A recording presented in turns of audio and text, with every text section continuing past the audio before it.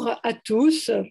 La semaine dernière, nous avons abordé, dans le cadre de notre cycle sur démocratie et Internet, la question suivante. Quelle est la part effective de l'amélioration ou de l'approfondissement de la démocratie permise par Internet, que ce soit via les réseaux sociaux ou la possibilité d'une démocratie plus directe et plus participative, grâce à l'ouverture du champ d'expression citoyenne, grâce aussi à une plus grande transparence des données étatiques par rapport aux aspects nettement plus négatifs pour la démocratie, entraînés par la manipulation facilitée des informations et des images, la formation de mondes virtuels auto-centrés où circulent la désinformation et les opinions les plus extrêmes, ne permettant pas un vrai débat contradictoire. Nous avons vu que la réponse à cette question n'était pas évidente et pas vraiment tranchée, et que la régulation ou la censure, que ce soit par les États, les GAFAM eux-mêmes ou les citoyens, pose autant de problèmes qu'elle n'en résout. Aujourd'hui, nous allons aborder la dernière séance de notre cycle qui traitera de la question suivante: fake news, data et intelligence artificielle, les grands enjeux. Monsieur Besset nous propose d'étudier le phénomène des fake news ou infox, en particulier à travers les questions suivantes. Que sont les fake news et comment naissent-elles? Comment les démystifier via la vérification des sources et la détection de contrefaçons? Comment permettent-elles de manipuler l'information à des fins politiques? Quel est le rôle des données et de l'intelligence artificielle dans leur création et leur propagation? Monsieur Victor Besset, vous êtes web designer et journaliste, expert des données et de leur représentation, des fake news et des technologies de l'Internet. Vous êtes l'auteur de conférences de vulgarisation autour de ces sujets, notamment sur France TV, LCI, France Inter, Brain Magazine ou Loopsider. Vous réalisez également des interventions dans des établissements d'enseignement supérieur tels que la Wild Code School de Fontainebleau ou l'école de direction artistique, de communication et d'architecture intérieure Penningham de Paris. Voilà, après cette brève présentation, je vous laisse la parole. Monsieur Besset. Merci. Merci beaucoup. Vous me dites si jamais on m'entend pas trop bien ou s'il y a une perte de son ou quoi que ce soit, n'hésitez pas à me le dire. Donc oui, c'est exact. Donc, je suis web designer et développeur spécialisé dans les questions spécialement de data et de data vis. On y reviendra sur ces termes et on va plutôt tourner autour des fake news. C'est pour ça que je l'ai mis en premier, parce que la data, la donnée, data ou données et intelligence artificielle, ça va avec. Pour moi, c'est des choses qui sont très liées et on va comprendre pourquoi. Déjà, on va commencer par étudier le premier terme, voir à peu près ce que c'est une fake news ou une infox, une fausse nouvelle. Il faut comprendre que les fake news, ça existe depuis quasiment la nuit des temps. La manipulation d'informations dans un but malveillant est quelque chose qui est très, très ancien. On peut retrouver, je suis sûr, même à l'époque romaine ou à l'époque antique. Et d'ailleurs, l'un des exemples que j'aime citer quand je parle de fake news et d'informations, c'est vers 1500. Un peu avant 1500, les Espagnols et les Portugais ont fait un traité qui s'appelle le traité de Tordesillas. Le principe était assez simple, c'était de partager le monde en deux parties égales. Une partie revenait aux Portugais, une autre partie revenait aux Espagnols. Concrètement, si je prends mon dossier, concrètement, ceci, donc vous devez voir, ceci est une carte, la carte la plus banale qu'on trouve sur Internet, la carte du monde. Et vous voyez ici le cap Verde, le cap vert, et c'est à peu près à quelques lieues, à l'époque c'est en lieues, de cet endroit que le monde a été divisé. C'est-à-dire que toute la partie, quasiment toute la partie américaine revenait donc aux Espagnols et le reste, l'autre partie, plutôt la partie Asie, Afrique et une partie de l'Océanie revenait au Portugal. Et c'est pour ça que le Brésil aujourd'hui est portugais, puisque la ligne de démarcation arrivait au Portugal. Il faut se remettre dans le contexte, à l'époque, on ne connaissait pas encore bien l'Amérique du Sud. On venait juste de découvrir l'Amérique. Donc, après plein de rebondissements, donc je ne vais pas m'étendre, puisque à un moment, le pape était espagnol, donc les Portugais n'ont pas trop apprécié. Chacun a eu sa partie du monde et on a commencé de plus en plus à découvrir encore plus certaines parties. À l'époque, on ne connaissait pas encore du tout l'Australie. Et les Espagnols et les Portugais vont s'intéresser à une île qui s'appelle les îles Moluques. Les îles Moluques sont en Indonésie. Et chacun va vouloir revendiquer les îles Moluques. Et comment on peut revendiquer les îles Moluques? En trafiquant les cartes. Alors, vous voyez ici des anciennes cartes. Donc ici, une carte où on voit le passage du traité de Tordesillas. Sur les cartes, pas celle-ci, mais sur les cartes, les Espagnols mettaient les îles donc Moluques tout au bout d'un océan Pacifique absolument immense. Je rappelle, c'est en Indonésie. Vous voyez, c'est des îles en Indonésie, un ensemble d'îles. Et ils le mettaient tout au bout, avec un océan Pacifique absolument immense. À l'époque, on ne connaissait pas encore l'immensité du Pacifique. Mais les Portugais, eux, vont représenter cette carte. Une carte qui est beaucoup plus perverse. À première vue, on voit une carte, on voit des personnes qui soufflent, donc le vent, on voit des représentations et on reconnaît notre monde. Si on montrait cette carte à quelqu'un, il dirait « Ok, c'est la carte du monde, je reconnais, c'est une vieille carte. » Mais ce qui est intéressant ici, c'est qu'on voit qu'on a donc de la Terre qui va de l'Europe jusqu'à l'Asie, en passant par l'Amérique. Le principe de cette carte est de dire que les îles Moluques sont du côté portugais et que pour aller aux îles Moluques, le seul moyen d'aller aux îles Moluques, c'est de passer par le Portugal. C'est passer par les territoires qui appartenaient au Portugal. Et ce qui était inacceptable, c'est-à-dire qu'il n'y avait pas de passage entre, je prends cette carte-là, un passage vers l'Amérique et donc vers l'océan Pacifique, que l'océan Indien était une mer totalement fermée. Et ici, on voit une manipulation, donc une fake news, une fausse information qui date donc de l'époque quasiment de Christophe Colomb, quelques années après. Et c'est ce qu'on appelle les fausses cartes de Magellan. Et c'était dans une émission du Dessous des cartes qui expliquait et qui explique toujours la géopolitique. Et l'émission date de 2008. Et Jean-Christophe Victor, le présentateur, expliquait ça. Donc, on voit que les fausses informations, on en a depuis très longtemps. Et Internet, notamment, a pu aider à répandre certaines fausses informations, mais il faut bien comprendre que ce n'est qu'un vecteur qui aide à amplifier. Ce n'est pas quelque chose, beaucoup de gens pensent que les fake news sont nés avec Internet ou que Internet a permis aux fake news d'exister et qu'avant, il était très difficile de faire perdurer une fake news. On va voir que non. Avant, intéressons-nous d'abord au terme fake news et quels sont les mécanismes, comment ça marche, pourquoi certaines ou même des théories du complot, quelque chose qui est beaucoup plus complexe. Donc, pourquoi ça marche? En fait, une fake news, c'est le reflet, une fake news qui marche, c'est le reflet de ce qu'on est capable de croire sans se poser de questions et qui va idéalement susciter nos émotions. Ce que j'entends par émotion, ça peut être la joie, la colère, la frustration. Et le but, c'est qu'on perde toute raison, toute logique. Je vais donner un exemple très simple. Il y a ça va peut-être faire 1 an maintenant, dans le milieu complotiste, il y a un grand milieu qui s'appelle les QAnon. Et les QAnon sont persuadés qu'il y a Q qui va les libérer du monde qui existe actuellement, que certains, pas forcément tous, croient que le monde est dirigé par des pédosatanistes. Et ils en sont persuadés au point même qu'ils pensent qu'il y a des mangeurs de bébés parmi les députés du Congrès américain. Donc, ils sont vraiment persuadés de ça. Et la dangerosité de ça, c'est que comme certains sont persuadés de ça, ils peuvent passer à l'acte pour venger, punir des gens.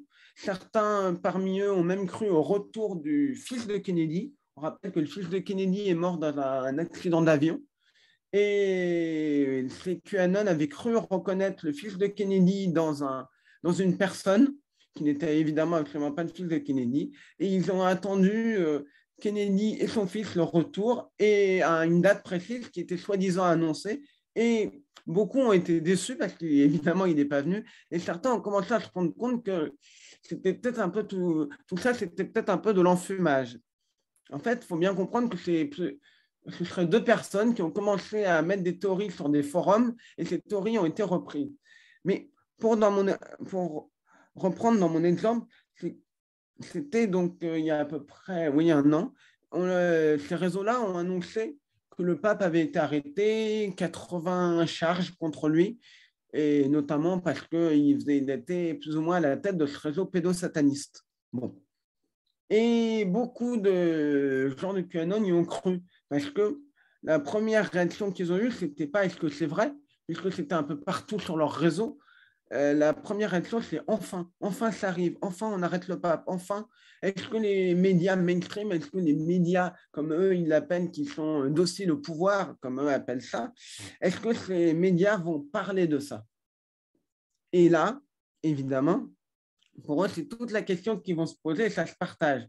Pourtant, la personne qui a partagé l'info avait dit à peu près un an avant que Barack Obama avait été arrêté à peu près pour les mêmes choses. Or, ça s'est avéré être totalement faux. Ce qui est intéressant, c'est qu'on avait la preuve d'un événement qui avait été totalement faux. Donc, on avait pu voir.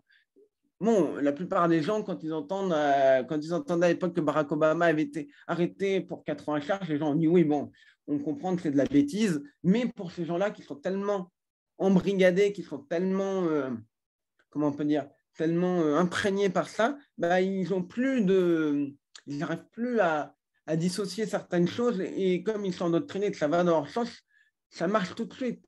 Et c'est pour ça qu'on se retrouve parfois avec ce qu'on appelle du blanchiment d'information, c'est-à-dire une information qui est totalement bidon, qui se retrouve à être dans des journaux très sérieux, repris comme vrai. Les journaux pensent que c'est vrai. L'un des exemples les plus marquants, c'est Le Monde qui en parlait. C'était une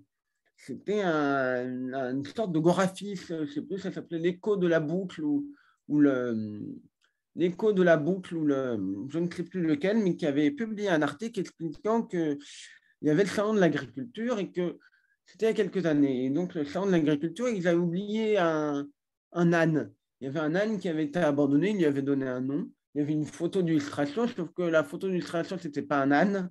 Ça pouvait ça ressemblait à un âne pour quelqu'un qui ne connaissait pas, ce n'était pas un âne. Donc, peut-être qu'on peut se dire que la personne, les gens qui ont peut-être vu ça et qui ne connaissaient pas un âne, bon, ils ont dit c'est une photo d'illustration, ils se sont gourés. Mais en fait, non, il y avait vraiment le nom, donc c'était vraiment faire croire que c'était la photo de cet âne en question. Et il disait qu'il avait été oublié et qu'il allait finir en saucisson.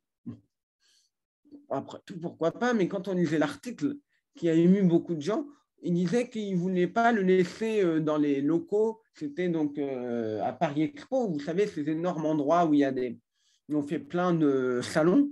Et ils affirmaient qu'après, il y avait le salon de l'étudiant. Je ne sais pas si c'était vrai, il y avait vraiment le salon de l'étudiant. Et ils interviewaient soi-disant le président ou le gérant du salon des étudiants. Et il disait qu'il ne voulait pas laisser l'âne traîner dans le salon parce que, je cite, à peu près, c'était le mot à peu près utilisé, parce qu'il y avait des petits connards qui allaient lui mettre des pétards dans le cul. Pardon pour la grossièreté, mais quand vous avez ça dans un article, quelqu'un qui dit ça, vous vous dites comment quelqu'un peut dire ça sérieusement? Comment le gérant de Paris des étudiants, du salon de l'étudiant, qui est quand même le salon le plus prestigieux, comment quelqu'un a pu dire ça? Je veux dire, ça fera un scandale puisqu'il insulte les étudiants qui viennent, il les prend pour des voyous et il utilise des termes extrêmement vulgaires et obscènes. Et pourtant, l'info a été reprise parce que la plupart des gens n'ont pas lu. Ils n'ont pas lu l'info et ils se sont fait piéger parce que ils voient un âne qui est abandonné au salon de l'agriculture. Et il faut bien savoir qu'il y a énormément de gens qui partagent des articles sans les lire. Et on voit bien qu'est-ce qui a marché là, c'est l'émotion. C'est l'émotion de ce pauvre petit âne qui risque de finir en saucisson. Et évidemment, ça émeut et ça marche. Et les gens ne vont pas plus loin parce que ça leur paraît vrai. Qu'un âne finisse en saucisson, c'est vrai. Je veux dire, si l'article disait un âne a été enlevé par des extraterrestres au salon de l'agriculture, il y a beaucoup de gens qui diraient non, non, non, non, non, non, non, c'est forcément faux. Donc on voit bien que c'est vraiment le reflet de ce qu'on est capable de croire. Et plus c'est proche de la réalité, plus on arrive à piéger un maximum de gens, au point même que des fois, la réalité dépasse la fiction. Et je pouvais citer un exemple, c'est récemment, on a eu le créateur d'un site, récemment, c'était même il y a un an, qui s'appelle NordPress BE et qui avait fait qui est connu pour être un graphie belge et qui est connu pour avoir fait des trucs un peu douteux et qui maintenant s'est rangé un peu et fait de la travail pour faire de la désinformation, lutter contre la désinformation. Il avait parlé, il avait dénoncé Jean-Marie Bigard et son magazine. Jean-Marie Bigard avait fait un magazine évidemment ultra vulgaire, ultra obscène, et dedans il affirmait qu'il y avait des photos volées de Jennifer Aniston dénudée, qui étaient des photos qui venaient d'un leak de iCloud, c'est-à-dire que iCloud, où on peut stocker donc, toutes sortes de photos, de données, avait été piraté et elle avait vécu ça comme un viol. C'est ces termes, j'utilise ces termes. Et donc, Bigard les avait publiés dans le magazine. Et évidemment, beaucoup de gens n'ont pas cru le créateur de NordPress BE. Les gens, il a replongé. Il a voulu faire une blague d'extrêmement mauvais goût. Ce n'est pas possible. Et même moi, j'étais extrêmement sceptique parce que je me suis dit non, ce n'est pas possible. Quand on se retrouve face à une information et qu'on veut la vérifier, il y a tout de suite le bon sens. Quand on est quelqu'un qui travaille dans les fake news, qui lutte contre ça, tout de suite, on se dit, est-ce que c'est crédible ou pas? Et pour moi, je me suis dit, non, c'est quand même pas possible. Mais je me suis dit, d'un côté, il montrait les pages. Je me suis dit, non, il n'a quand même pas créé les pages du magazine. Il n'a pas pris le temps de créer, donc j'étais très balancé. Et à l'époque, j'étais chez moi, le jour-là, je ne pouvais pas sortir, je travaillais chez moi. Et j'ai demandé à mon réseau, est-ce que quelqu'un peut se rendre dans un lieu de presse? Et on a trouvé le magazine et on a vu que la page existait bien. Donc, voilà, ça montre que parfois, on se dit non, c'est pas possible, c'est trop gros pour être vrai, et pourtant, c'est ça. Alors, le problème, c'est que des fake news ou des théories du complot, on en a beaucoup. Et la théorie du complot est quelque chose de beaucoup plus complexe, qui s'est énormément intensifié avec Internet. Mais il faut bien comprendre que si on regarde parmi les 3 plus grands théories du complot du XXe siècle, on a l'homme qui ne serait pas allé sur la Lune, on a toutes les théories autour de la mort de Kennedy, selon qu'il y aura un deuxième tireur, ou même d'autres théories encore plus farfelues. Bon. Et je ne vais pas rentrer en détail parce que je connais moins bien l'affaire Kennedy, mais ces 2 affaires, et après je vous parlerai de la troisième, ces 2 affaires-là parlent d'un fait que tout le monde a connu à l'époque, que tout le monde a vu, que tout le monde se souvient. Je vous demandais aux gens qui étaient à l'époque où ils étaient au moment où l'homme est atterri sur la Lune, beaucoup de gens s'en souviennent. C'est comme des gens qui seront peut-être un peu plus âgés que moi, parce que j'avais 11 ans à l'époque, vous demandez à des gens qui ont peut-être un peu plus de 30 ans où ils étaient le 11 septembre 2001, ils se souviendront exactement. C'est pareil, vous demandez à des jeunes de ma génération où ils étaient le 13 novembre 2015, ils se souviendront exactement où ils étaient. Moi, je suis un mauvais exemple puisque j'habite à 600 mètres d'un des lieux, malheureusement, d'attentat et j'ai entendu les tirs. Bon, sans savoir au départ ce que c'était. Donc, je ne suis pas forcément un bon exemple parce que je m'en souviens, parce que j'ai entendu. Mais beaucoup de gens se souviennent de ces grands événements qui fédèrent. Et pareil pour Kennedy, j'ai demandé encore à des gens qui ont été qui étaient assez âgés pour se souvenir de Kennedy, c'est-à-dire qui n'avaient pas 5 ans, qui disent oui, je m'en souviens très bien, je sais exactement où j'ai vu dans le journal. Donc on parle d'événements que des gens ont vus à la télé, que des gens ont entendu parler tout de suite, immédiatement, c'est-à-dire dans moins de 24 heures, quoi. Et ça part donc d'un fait réel. Tandis que la troisième théorie, et c'est là la plus intéressante parce que c'est une théorie qui aurait dû, parce qu'il n'y avait pas Internet, devenir extrêmement confidentielle et ne pas être très connue du grand public, c'est une théorie qui s'appelle Paul is Dead. Paul, c'est Paul McCartney, donc le bassiste des Beatles. Je suis passionné par les Beatles. Je co-gère un fan club de Paul McCartney. J'en profite pour dire que j'ai plein de bouquins, de livres et de choses sur les Beatles derrière moi. Et donc, ça part, pour faire simple, ça part d'une rumeur en 67. Janvier 67, on affirme que Paul McCartney, je crois le 7 janvier, serait mort dans un accident de voiture. Là, on ne parle pas d'un fait que tout le monde aurait vu. Parce qu'il aurait pu y avoir un accident grave dans lequel Paul McCartney a été impliqué et il en serait sorti vivant et les gens ont dit non, il n'en est pas sorti vivant. On l'a remplacé par un sosie. Parce que le principe, dans cette théorie-là, c'est d'expliquer qu'il a été remplacé par un sosie. Donc, on parle de rumeurs. Et ces rumeurs ont commencé à s'étendre au point même que l'un des fanzines les plus importantes chez les Beatles, on a parlé le mois d'après, en disant qu'évidemment, c'était des bêtises, mais des gens ont commencé à étudier les chansons des Beatles. Les Beatles aimaient mettre des indices dans leurs chansons pour se moquer un peu des gens qui cherchaient des choses. Il y a une chanson qui s'appelle Glass Onion où il dit un autre indice pour vous tous, le mort c'était Paul. Et on retrouve plein de choses comme ça, plein d'indices dedans. Et petit à petit, des gens ont commencé à chercher des indices, ont trouvé des soi-disant indices en mettant des disques à l'envers, en trouvant des choses. Et des gens ont commencé à écrire des articles en disant est-ce que Paul McCartney ne serait pas mort en se basant aussi sur la première rumeur. Mais peut-être que sur la rumeur, des gens auraient fait ces théories. Et un DJ en 69 a dit qu'il y avait des indices dans la Abbey Road et ça a commencé à étendre. Au point même que 30 ans plus tard, Paul McCartney a fait un album qui s'appelle Paul is Live, donc c'est un live dans lequel c'est une parodie de l'album de Abbey Road sur lequel il y avait soi-disant des indices, il se moquait de ça. Donc pour dire que même Paul McCartney, 30 ans après, fait quelque chose pour se moquer. Et c'est une des théories du complot encore très active sur Internet.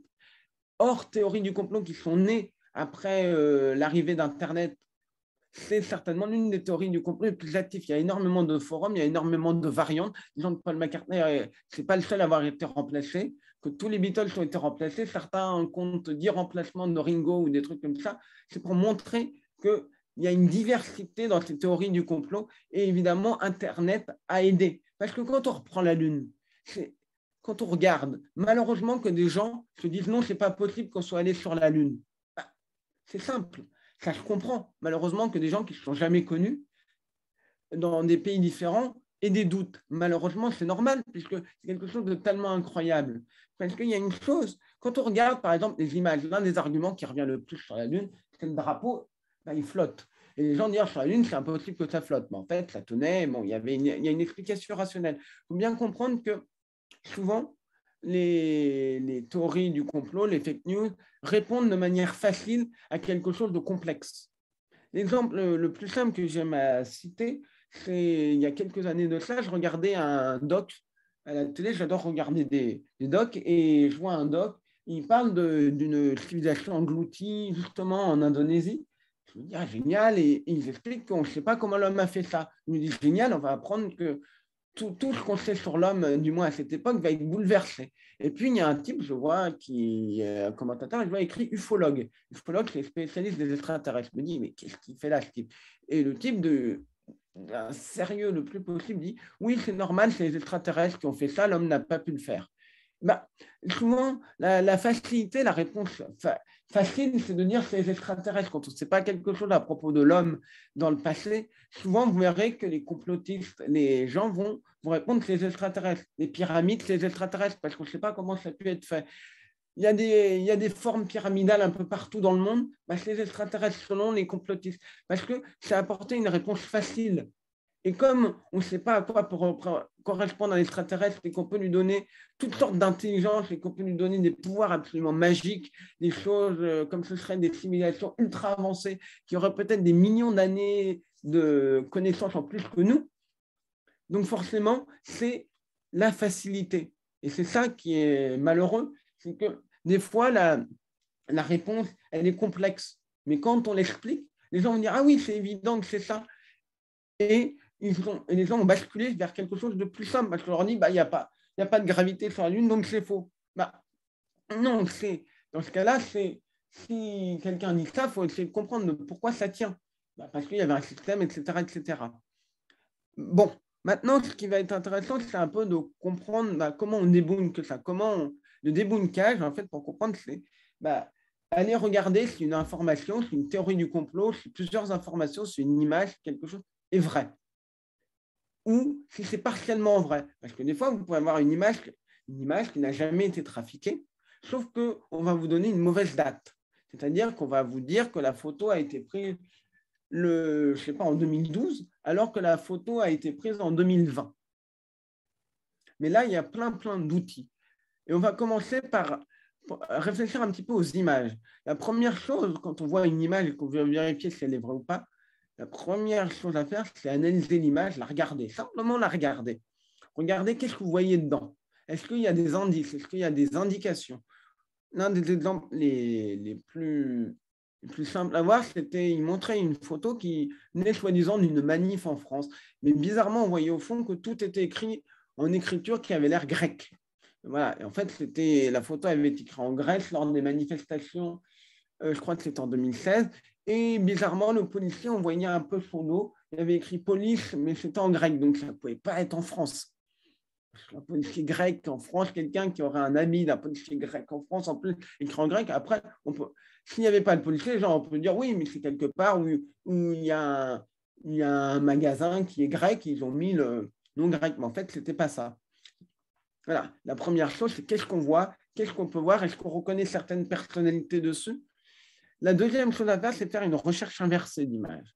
Google permet de faire ça, c'est l'outil le plus connu pour faire de la recherche inversée d'images. En fait, pour comprendre comment ça fonctionne, vous mettez l'image directement dans Google et ça va l'analyser et rechercher les images identiques ou assez identiques. Il y a un autre moteur de recherche qui est très, très utile qui s'appelle Yandex. Yandex, c'est le moteur de recherche russe. Et Yandex est extrêmement puissant et parfois fait un meilleur travail que Google. Donc Yandex, c'est Yandex. Et après, il y a Tinyze, Tinyes, Tinyze, qui permet aussi, lui, qui est un moteur de recherche spécialisé uniquement dans la recherche inversée d'images. Et là, vous allez pouvoir retrouver les images. Après, vous avez des outils qui vont vous permettre d'analyser l'image en elle-même, d'analyser s'il elle n'a pas été trafiquée. Dans une image, pour bien comprendre que vous la prenez par exemple avec un téléphone, ça va laisser des métadonnées. Les métadonnées, c'est un peu comme une carte d'identité.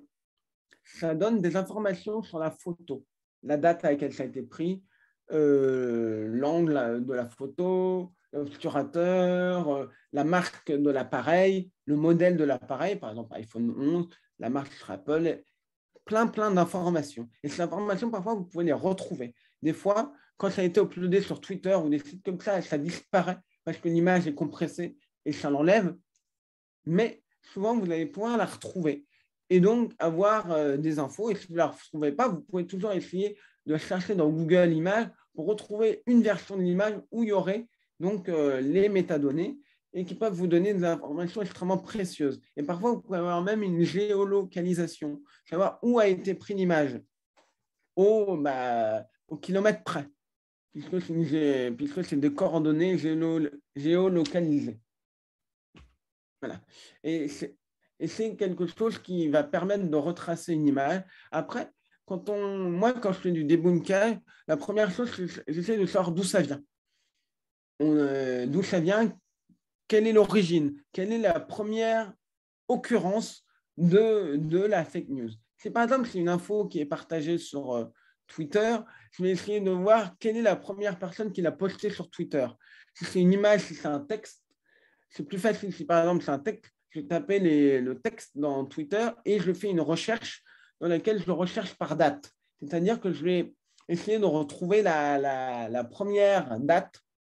Il y avait par exemple une citation une fausse citation d'Anne Frank qui venait soi-disant de son journal et qui avait été débunkée par un journal qui lutte contre la désinformation. Vous voulez savoir si cette information, d'où venait la fausse information. Et quand on tapait la citation, ce qui est intéressant quand on la tapait, on peut retrouver. C'est-à-dire qu'il faut, pour faire assez simple, vous cherchez par date.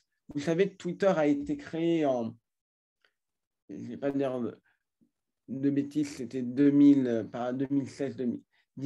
Donc, vous commencez à chercher, par exemple, entre 2017, non, 2017, je raconte, pardon, 2007. Je suis en train de dire une énorme bêtise, 2007. Donc, vous cherchez entre, par exemple, 2007 et 2010, vous voyez si vous avez quelque chose, si vous n'avez rien, vous continuez entre 2010 et 2014, par exemple, vous voyez que vous avez une occurrence, vous avez beaucoup d'occurrences, donc vous réduisez, et ainsi vous allez réduire petit à petit jusqu'à retrouver la première occurrence de l'information que vous cherchez, du texte que vous cherchez. Petit à petit, comme un entonnoir, vous réduisez jusqu'à trouver et essayer de comprendre qui est cette personne. Mais évidemment, la première occurrence n'est peut-être pas la première occurrence réelle, puisqu'il se peut que les premiers comptes qui ont posté ça n'existent plus. Ils ont pu être bannis, ils ont pu être supprimés, ils ont pu être modifiés, ils ont pu être supprimé, ou même le tweet a pu être supprimé. Donc, c'est comme ça qu'on recherche petit à petit, on essaye petit à petit d'aller retrouver une information. Bon. Après, ce qu'on peut faire, c'est aussi tout simplement aller regarder si des sites de débunker n'ont pas déjà débunké l'information.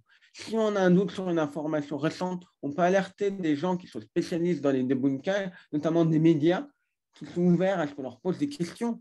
Voilà, les vérificateurs, les observateurs de France 24, qu'est-ce qu'il y a d'autre, BFM TV, LCI, tout ça. Ils seront ravis de pouvoir répondre aux questions des gens et, voilà, et aller débunker de l'information.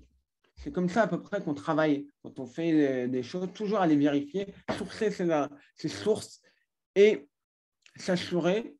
Après, par exemple, on peut aussi, comme je l'ai dit, aller regarder l'image. J'ai dit, si on a une image, on peut aller regarder. Il y a certains outils qui vont permettre de faire ressortir certaines choses dans l'image. On peut, par exemple, mettre une image en noir et blanc et accentuer certains traits de l'image, c'est-à-dire la pixelisation. Chaque image, pour simplifier, a un niveau de pixelisation. Vous avez peut-être déjà vu des images qui sont très pixelisées. Si vous mettez deux images, vous faites un montage dans lequel il y a deux images, une qui est très peu pixelisée et une qui est très pixelisée, quand vous passez à ce qu'on appelle le noise, donc le bruit, dans des outils, vous allez voir qu'il y a une différence flagrante entre les deux images. Et en fait, il y a une différence flagrante parce que ça a été un montage des deux et vous voyez tout de suite que ça ne colle pas. Et parfois, vous pouvez voir que bizarrement, il y a un truc qui a été effacé. Ça se voit tout de suite que c'est très lisse. Ce qui a été effacé est très lisse, mais le reste ne l'est pas. Donc, vous vous retrouvez à avoir tout de suite pouvoir savoir qu'est-ce qu'il n'y a pas. Vous avez aussi des outils qui vont permettre de faire de la détection de clones. Qu'est-ce que c'est la détection de clones? Généralement, des gens qui vont trafiquer des images vont parfois effacer certaines choses. Et pour effacer, ils vont utiliser des outils, par exemple dans Photoshop ou d'autres, qui vont effacer, par exemple, si vous voulez effacer un nuage, vous allez donc prendre un outil dans Photoshop, recouvrir votre nuage et ça va prendre en compte le contenu qui est tout autour du nuage et il va comprendre, donc Photoshop ou l'autre outil va comprendre que vous voulez en fait effacer le nuage et mettre du ciel. Et donc, il va reprendre les pixels du ciel et faire quelque chose qui va permettre justement de remplacer le ciel. Et donc, le détecteur de clones va dire, ah, là, cet ensemble de pixels est le même que cet ensemble de pixels-là. Ce qui n'est pas normal dans une vraie photo. C'est impossible qu'un ensemble de pixels puisse être le même. Donc, il va pouvoir détecter. Il faut bien comprendre ces outils-là dont je parle, qui s'appellent PhotoForensis ou Photo4Cali, qui sont des outils très utiles. Ce n'est pas des outils qui vont vous donner la réponse aux questions que vous posez tout de suite. Ce n'est pas un outil, vous mettez la photo qui va vous dire, là, il y a une détection, là, ça a été cloné, là, il y a un truc, là, il y a un truc. Non, c'est à vous, en manipulant les outils, de vous dire, bon, je vais détecter les clones, bon, on va mettre une détection à 50%, donc ça va détecter beaucoup. Après, on peut mettre à 10% pour que ce soit plus petit et plus précis. C'est à nous, je ne parle pas uniquement des débunkers, mais vous aussi, quand vous faites ça, d'aller régler et de connaître bien les outils. Parce que ce n'est pas un truc qui va vous donner la réponse. C'est comme des analyses médicales. Il faut les faire, il faut qu'il y ait quelqu'un qui vous fasse un compte rendu, qui vous dise oui, c'est ça, c'est ça, c'est ça. Là, c'est un peu pareil, cette chose-là. Après, il faut bien comprendre qu'il est assez facile, donc, comme on l'a dit, de manipuler l'information.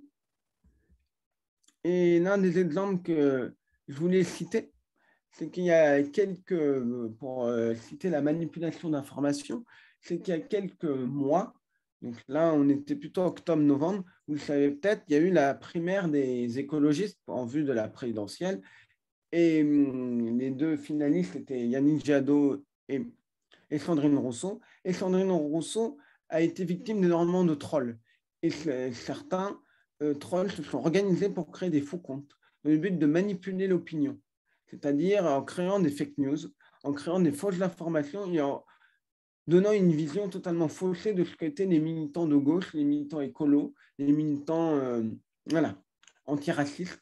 Le but, effrayer et créer une peur panique chez des gens de droite et d'extrême droite qui avaient une vision totalement faussée de ce qu'était un militant de gauche, et ça correspondait à leur peur, à leur fantasme sur ce qu'est un militant de gauche, et forcément, c'était extrêmement exagéré, on revient tout de suite à la définition de la fake news, de pourquoi ça marche, parce que je le reflet de ce que sont capables de croire les gens sans se poser de questions. Et bien là, c'était pareil. C'est le reflet de ce que ces gens-là étaient capables de croire sans se poser de questions. Ils étaient persuadés que ces gens à gauche étaient capables de tenir ce genre de propos totalement exagérés.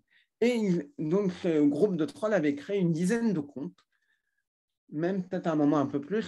Et le principe de ces comptes, c'était vraiment de répandre des informations, de faire croire qu'ils existaient. Ils ont créé des faux tracts. Ils ont créé, pas créé, parce qu'on ne peut pas utiliser le terme, ils ont fait croire à l'existence d'une fondation qui n'a jamais existé.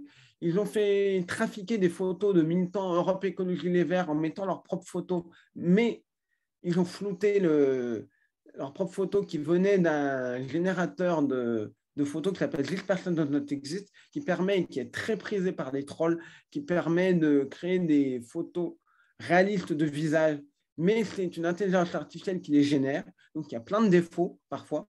Sur certaines, c'est très très bien fait, mais sur certaines, on reconnaît des défauts.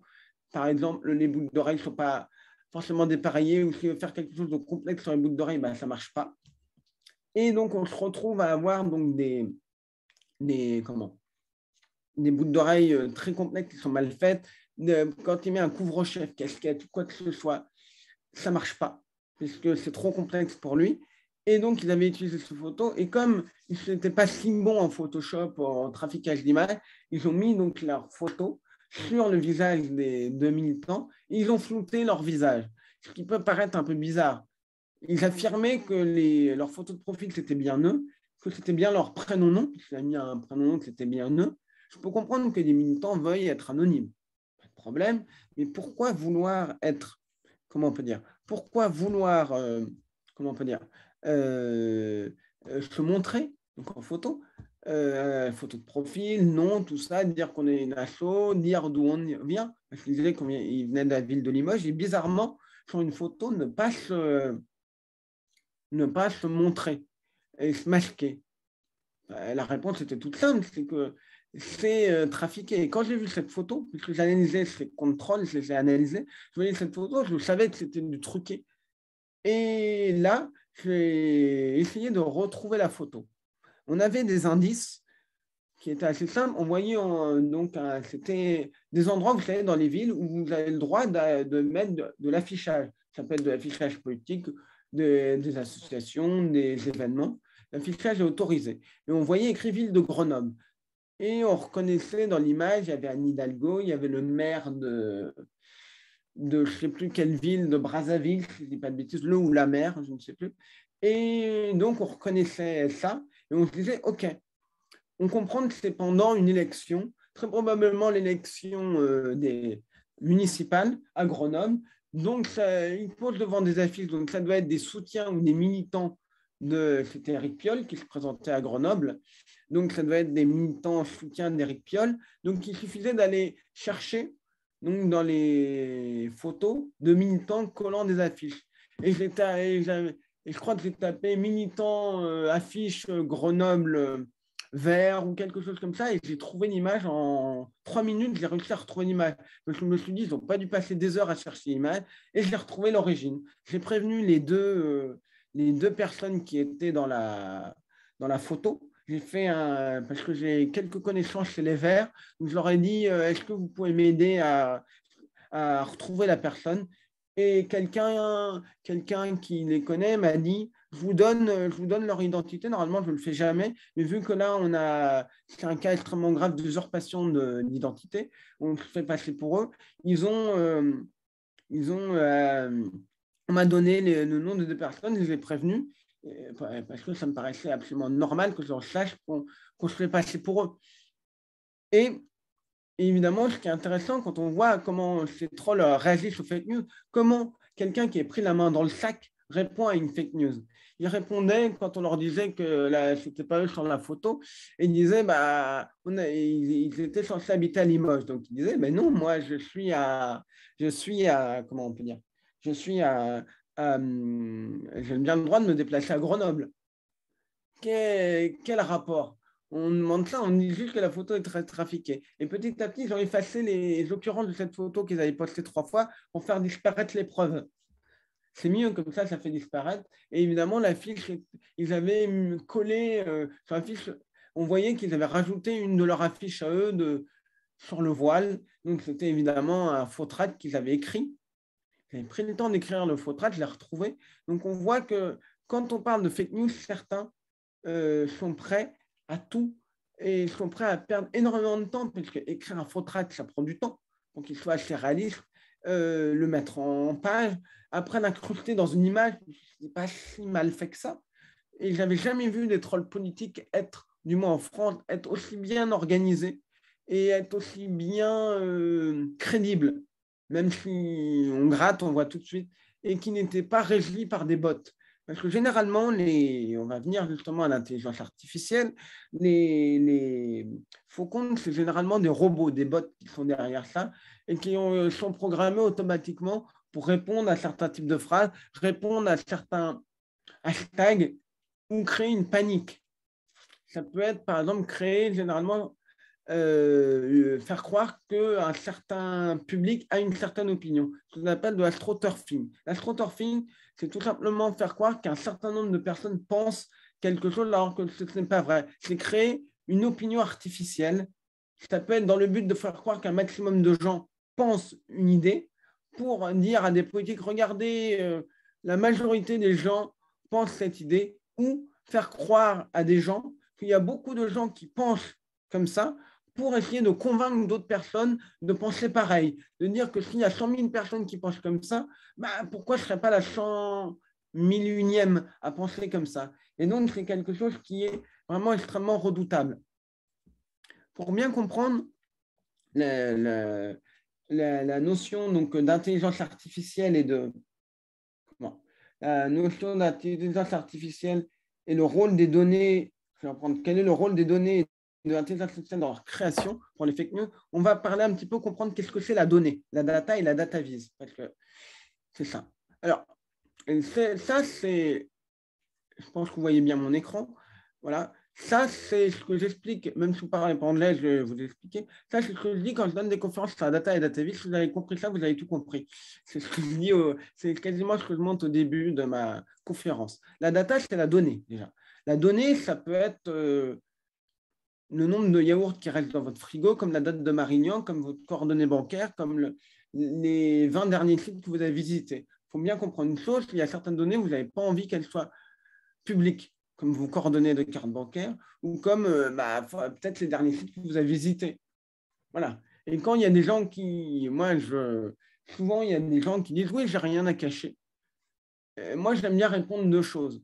L'une des réponses est un peu, j'ai peut-être choqué certaines oreilles chastes, mais ça marche à tous les coups. C'est un prof qui a dit ça. La première réponse, c'est quoi tes coordonnées bancaires? Tu n'as pas envie qu'elles soient partagées. Ou la réponse un peu, pardon pour le truc, c'est quoi les derniers sites porno que tu as visités? Et beaucoup de gens ne vont pas vouloir répondre.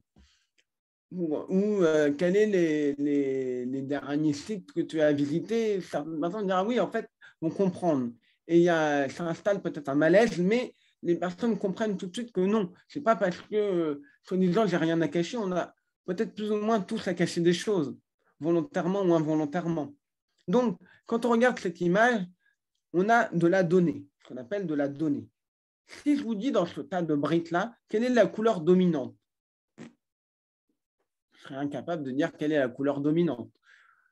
Vous doutez peut-être bien que ce n'est peut-être pas le vert clair, mais entre le bleu, le blanc. Et si je vous dis, vous avez ce tas en face de vous, et je vous dis, vous avez 3 secondes pour regarder.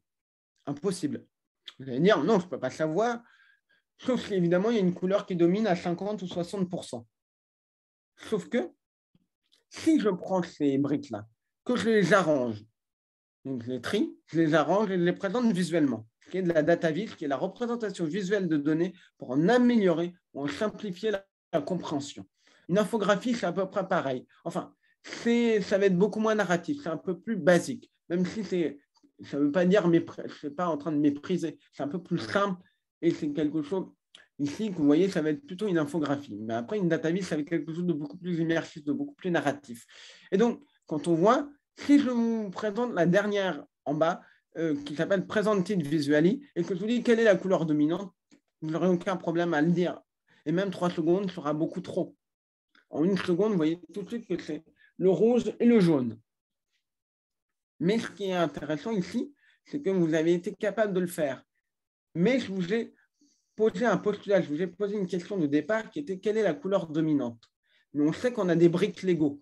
Ici, c'est des petites briques Lego. Vous savez que les briques Lego, il y a des tailles différentes de briques. Il y a des briques qui font 2 sur 2, 2 sur 3, 4 sur 3, etc. Donc, on aurait pu les classer par taille de briques. Sauf que ça n'aurait été pas visuellement pertinent. Il faut savoir que de la représentation de la data vis, il y en a à l'appel. Il y en a énormément des manières de représenter. Vous en avez tous vu. Voilà, c'est aussi valable pour les infographies, les cartes. Vous avez tous vu le camembert, le fameux camembert, qui est le degré 1 le plus basique. Parfois, c'est très, très utile un camembert. C'est pour ça que je ne dis pas degré 0, parce que le degré 0, c'est quelque chose. Il faut bien comprendre que la donnée, on a vu que la manipulation de données, dans un malveillant terme pour faire des fake news, on en faisait déjà au 15e, par là, 15e, 16e siècle. Mais ce qui va être intéressant, alors, voilà, ça explique. L'exemple qui est intéressant, c'est qu'en 1853, on a résolu une épidémie de choléra à Londres grâce à de la donnée, en plaçant des données sur une carte. Voilà, donc ça, c'est la version un peu modernisée de la chose. C'est qu'il faut savoir qu'en 1853, un certain John Snow, qui est un médecin, donc pas du tout dans la donnée ou quoi que ce soit, comprendre qu'il y a une épidémie de choléra assez importante à Londres et essayer de comprendre ce qui se passe. Et en plaçant des points sur des cartes, il va voir quelle maison il y a eu le choléra. Il comprend très vite que c'est une pompe qui est à Broad Street qui est en fait polluée. Cette pompe est tout simplement polluée. Et comme cette pompe est polluée, en fait, ce qui va se passer, c'est que comme cette pompe est polluée, c'est là que vient le problème. Et il a permis de stopper la pompe et après, arrêter l'épidémie. Et c'est grâce à ces points, en plaçant ces points, en comprenant d'où ça venait, qu'il a réussi à arrêter l'épidémie de choléra. Le voilà, le monsieur Jon Snow, qui n'a évidemment aucun rapport avec le fameux personnage de Game of Thrones. Pour montrer qu'il y a quelques pionniers, il y a Webb Dubois, qui est un Afro-Américain, qui a été un grand pionnier de la donnée. Il y a Florence Nightingale, qui est une infirmière, qui a énormément fait pour la donnée. Et il y a Charles-Joseph Minard, aussi un Français, pour montrer que ce n'est pas que des hommes blancs qui ont fait parce que, évidemment, à l'époque, c'est peut-être les plus connus, les plus visibles, mais il faut montrer qu'il y a aussi des femmes, des Afro-Américains qui ont contrôlé. Et j'aime bien, pour montrer un exemple de données, j'aime bien montrer des choses assez un peu marrantes. Les chansons des Beach Boys, ceux qui parlent de voitures, ceux qui parlent de filles, ceux qui parlent de surf. Et on trouve au milieu la chanson qui parle de voitures, de filles et de surf. Voilà. On a vu ça. Pour bien comprendre, tout est question de point de vue dans la donnée. Et quand dans les fake news, tout peut être aussi question de point de vue. Quand vous regardez ici une carte, ce n'est pas neutre. Quand vous regardez cette carte, ils ont décidé, ça c'est une carte de guide du routard, Hachette Tourisme. Vous voyez qu'ils ont décidé sur cette carte d'avoir une cartographie, de mettre en jaune, ils auraient pu mettre en vert, ils auraient pu mettre en rouge.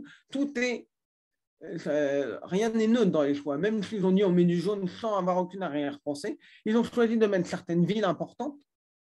Ils auraient pu ne pas les mettre. Ils ont décidé, par exemple, pour le Nevada, de mettre Reno, de mettre Las Vegas, en plus, qui ne sont pas les capitales d'État, mais ils les ont mis. On voit que, par exemple, ici, une carte vue de la Chine, une carte vue de l'Europe, une carte vue de l'Australie. Vous voyez, on a une projection australienne. Et ce qui est intéressant, c'est que qu'est-ce qu'on remarque tout de suite sur cette carte, c'est l'Australie. Parce qu'ici, c'est de se mettre au milieu.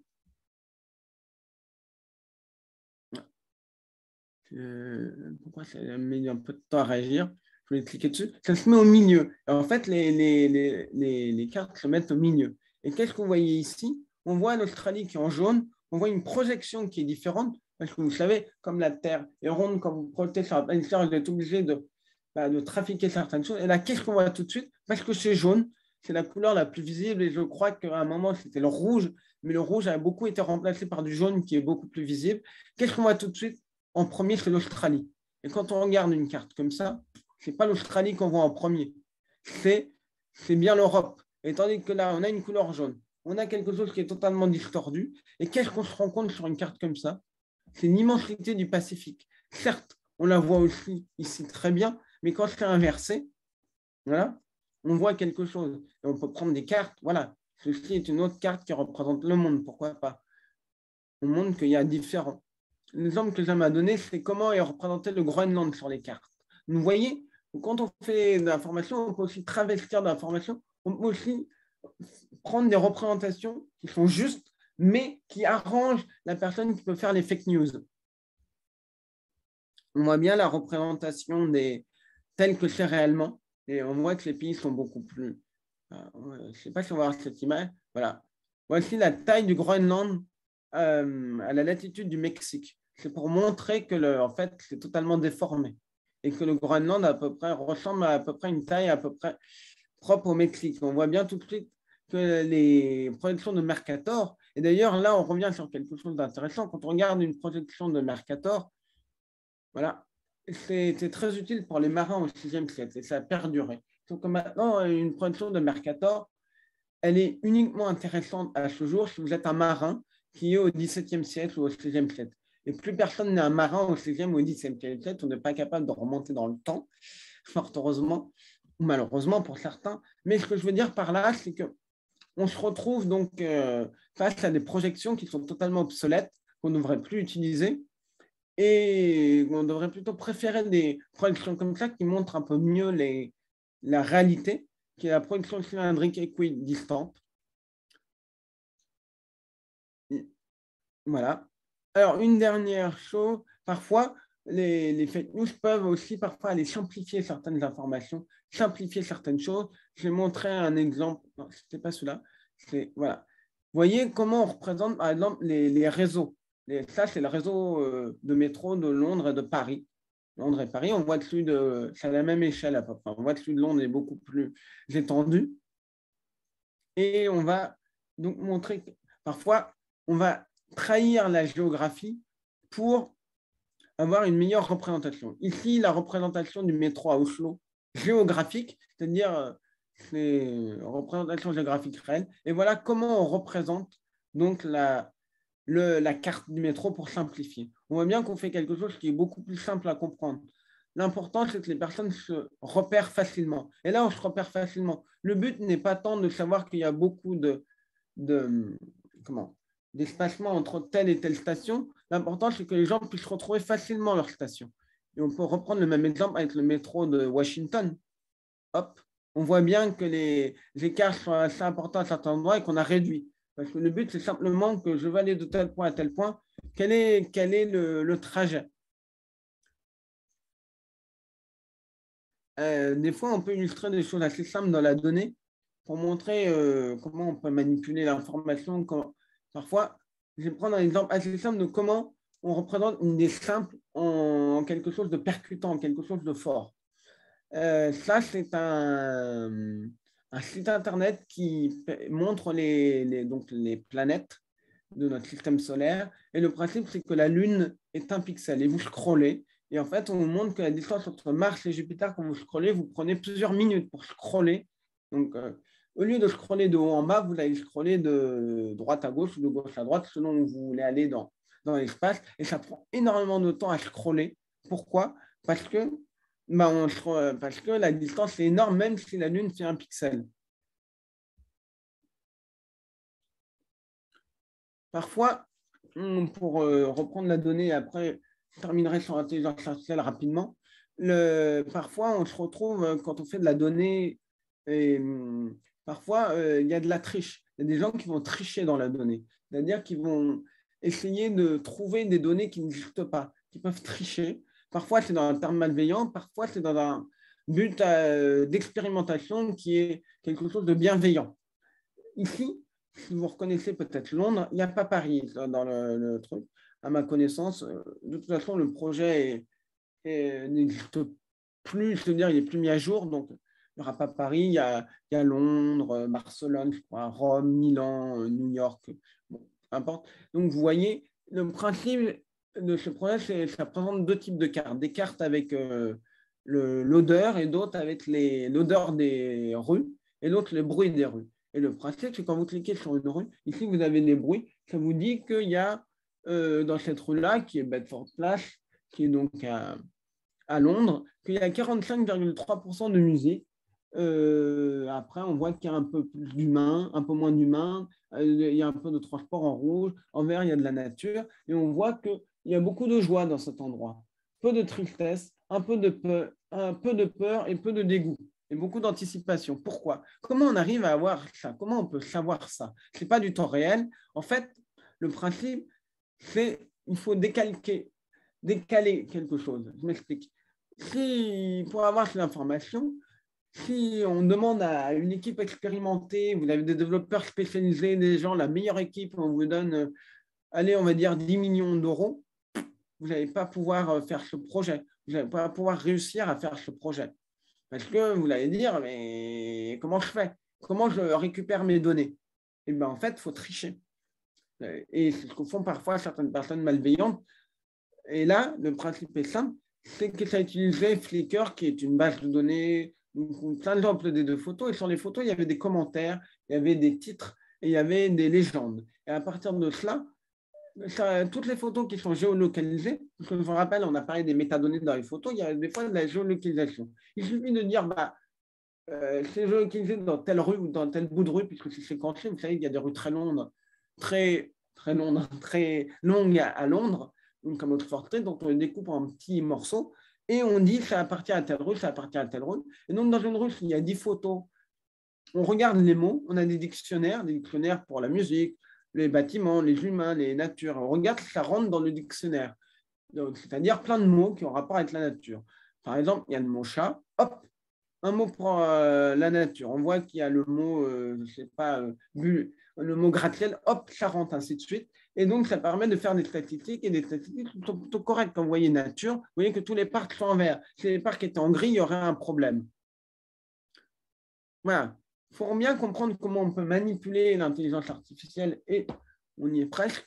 Si vous voyez, ce tableau de Rembrandt a été généré par une intelligence artificielle. C'est un tableau qui n'existe pas. On a donné des informations à une intelligence artificielle pour dire où sont les yeux, où sont le nez, où sont la bouche. Parce qu'évidemment, une intelligence artificielle toute seule aurait peut-être mis un œil, une bouche, un menton, une bouche ici. Ça aurait donné plutôt un tableau de Picasso totalement étrange. Alors là, on voulait quelque chose de réaliste. Et quand on voit ça, les spécialistes d'art, moi je suis passionné d'art, tout de suite on reconnaît Rembrandt.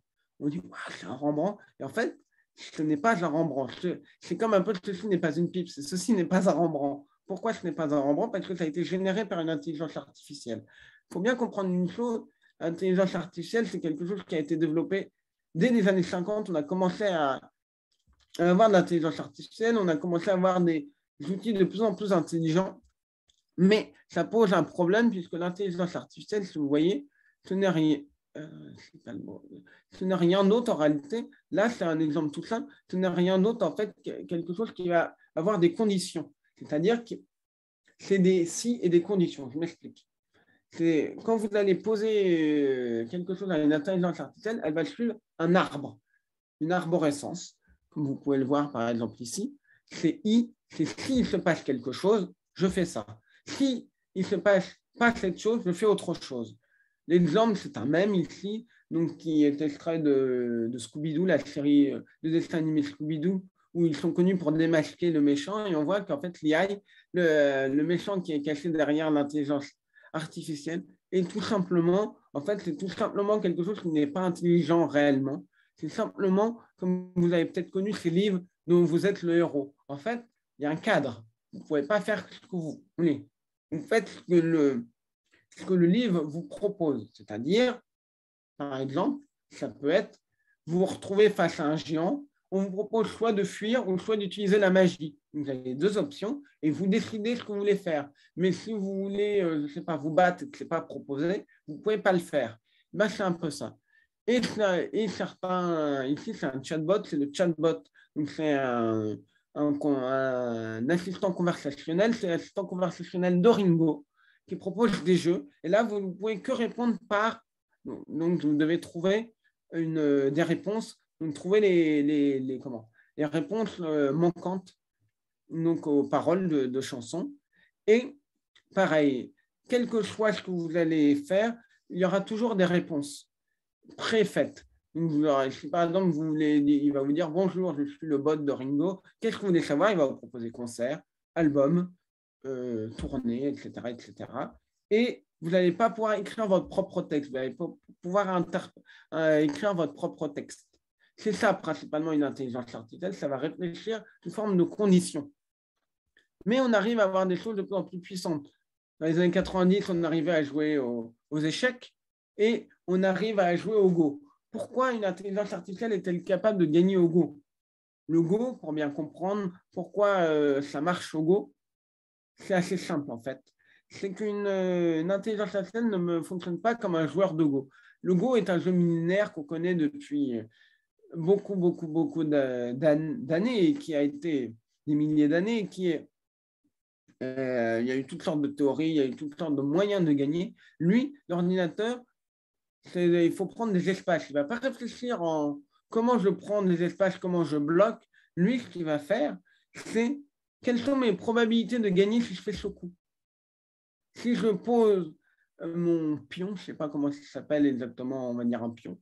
Pardon s'il y a des joueurs de Go. Si je pose mon pion à tel ou tel endroit, quelles sont mes chances de gagner au bout de 100 coups? En 100 coups, est-ce que je gagne? Quel est le meilleur coup? Il va analyser. Donc lui, il va analyser. Il regarde, si je place ça, au premier coup, j'ai 100% de chances de gagner. On va dire 99% de chances de gagner. L'autre, j'ai 98%. Mais si au bout de 10 coups, parce qu'il est capable de prévoir quels sont les coups de l'adversaire, lui, il se base en probabilité de gagner, ce qu'on n'est pas capable de faire un humain. Il faut comprendre que le Go est beaucoup plus complexe puisque contrairement aux échecs, les pièces font peuvent avancer d'une certaine manière. Et vous ne pouvez pas, aux échecs, bouger n'importe quelle pièce, n'importe comment. Tandis qu'au Go, c'est beaucoup moins strict. Donc, très vite, au bout de 6 coups ou de 10 coups, vous pouvez avoir des millions de possibilités sur un jeu que vous ne pouvez pas avoir aux échecs. Alors, on voit même des intelligences artificielles qui essayent de jouer au Kapla. Ces jeux avec des Kapla où il faut tirer des Kapla sans faire tomber la tour. L'intelligence artificielle s'intéresse au poker aussi, qui est un jeu extrêmement complexe pour une intelligence artificielle. Et pour un peu comprendre comment l'intelligence artificielle est utilisée justement au sujet des fake news et montrer jusqu'où l'intelligence artificielle est capable d'aller. Parce que souvent, on dit oui, l'intelligence artificielle est capable de tout faire. On va regarder simplement ça. Vous voyez, une intelligence artificielle aura beaucoup de mal à faire la différence entre des cookies et des muffins. Des muffins et des chihuahuas, pardon. On voit bien que celui en bas, tout en bas, ressemble vraiment à un chihuahua, au point que l'intelligence artificielle se trompe. On va terminer par parler de quelques problématiques liées à l'intelligence artificielle ici. Vous voyez, donc c'est une photo de Barack Obama. Le principe, c'est que si on pixelise cette image et qu'on demande à l'intelligence artificielle de la dépixeliser, puisqu'il y a des outils pour ça, voilà ce que ça donne. L'image est pixelisée. Qu'est-ce que ça nous fait? Ça nous donne un homme blanc. Puisque beaucoup d'intelligences artificielles ne sont pas capables, n'ont pas été assez entraînées. C'est-à-dire que les algorithmes qu'on utilise et qui ont été entraînés sur plein de visages n'ont pas été entraînés sur assez d'hommes noirs ou de métis ici. Et c'est un véritable problème. C'est ce que dénonçait la chercheuse Joy Buolamwini. Elle a fait un TED que je vous recommande sur expliquer. Et elle a découvert en fait que le script, donc c'est-à-dire un script, c'est une librairie qui va être utilisée pour pouvoir faire de la reconnaissance faciale, qui a déjà c'est une librairie qui est très pratique parce que l'entraînement sur des visages pour reconnaître des visages a déjà été fait. C'est un truc qui est très compliqué, c'est une librairie qui est gratuite, donc tout le monde utilise. En fait, elle a été utilisée sur très peu de visages noirs. Et donc, forcément, les algorithmes sont incapables de reconnaître des personnes noires et il suffit que la personne soit noire pour qu'elle soit arrêtée. Et des gens ont été arrêtés alors qu'un humain verrait que, non, c'est deux personnes noires, mais elles n'ont aucun rapport. Pourquoi? Parce que l'intelligence artificielle n'a pas été suffisamment entraînée. Est-ce qu'on peut dire que c'est malveillant au départ? Non, c'est simplement que ce n'est pas des gens qui ont dit tiens, on va faire ça pour nuire aux personnes noires ou nuire aux personnes, un tel autre type de personnes, c'est simplement qu'ils n'ont pas bien entraîné. C'est des biais cognitifs, c'est des biais peut-être un peu politiques qui sont imprégnés de certaines personnes, ils n'ont pas pensé à avoir une diversité de visages pour pouvoir entraîner. Et cette chercheuse, en fait, ce qui l'a donc motivé à faire ça, c'est qu'un jour, elle a testé un outil qui traçait le visage et qui permettait d'ajouter des choses sur le visage. Et son visage ne me prenait pas. Je me suis dit, mais pourtant, je suis un humain, c'est pas normal. Et elle a enquêté d'où venait le code.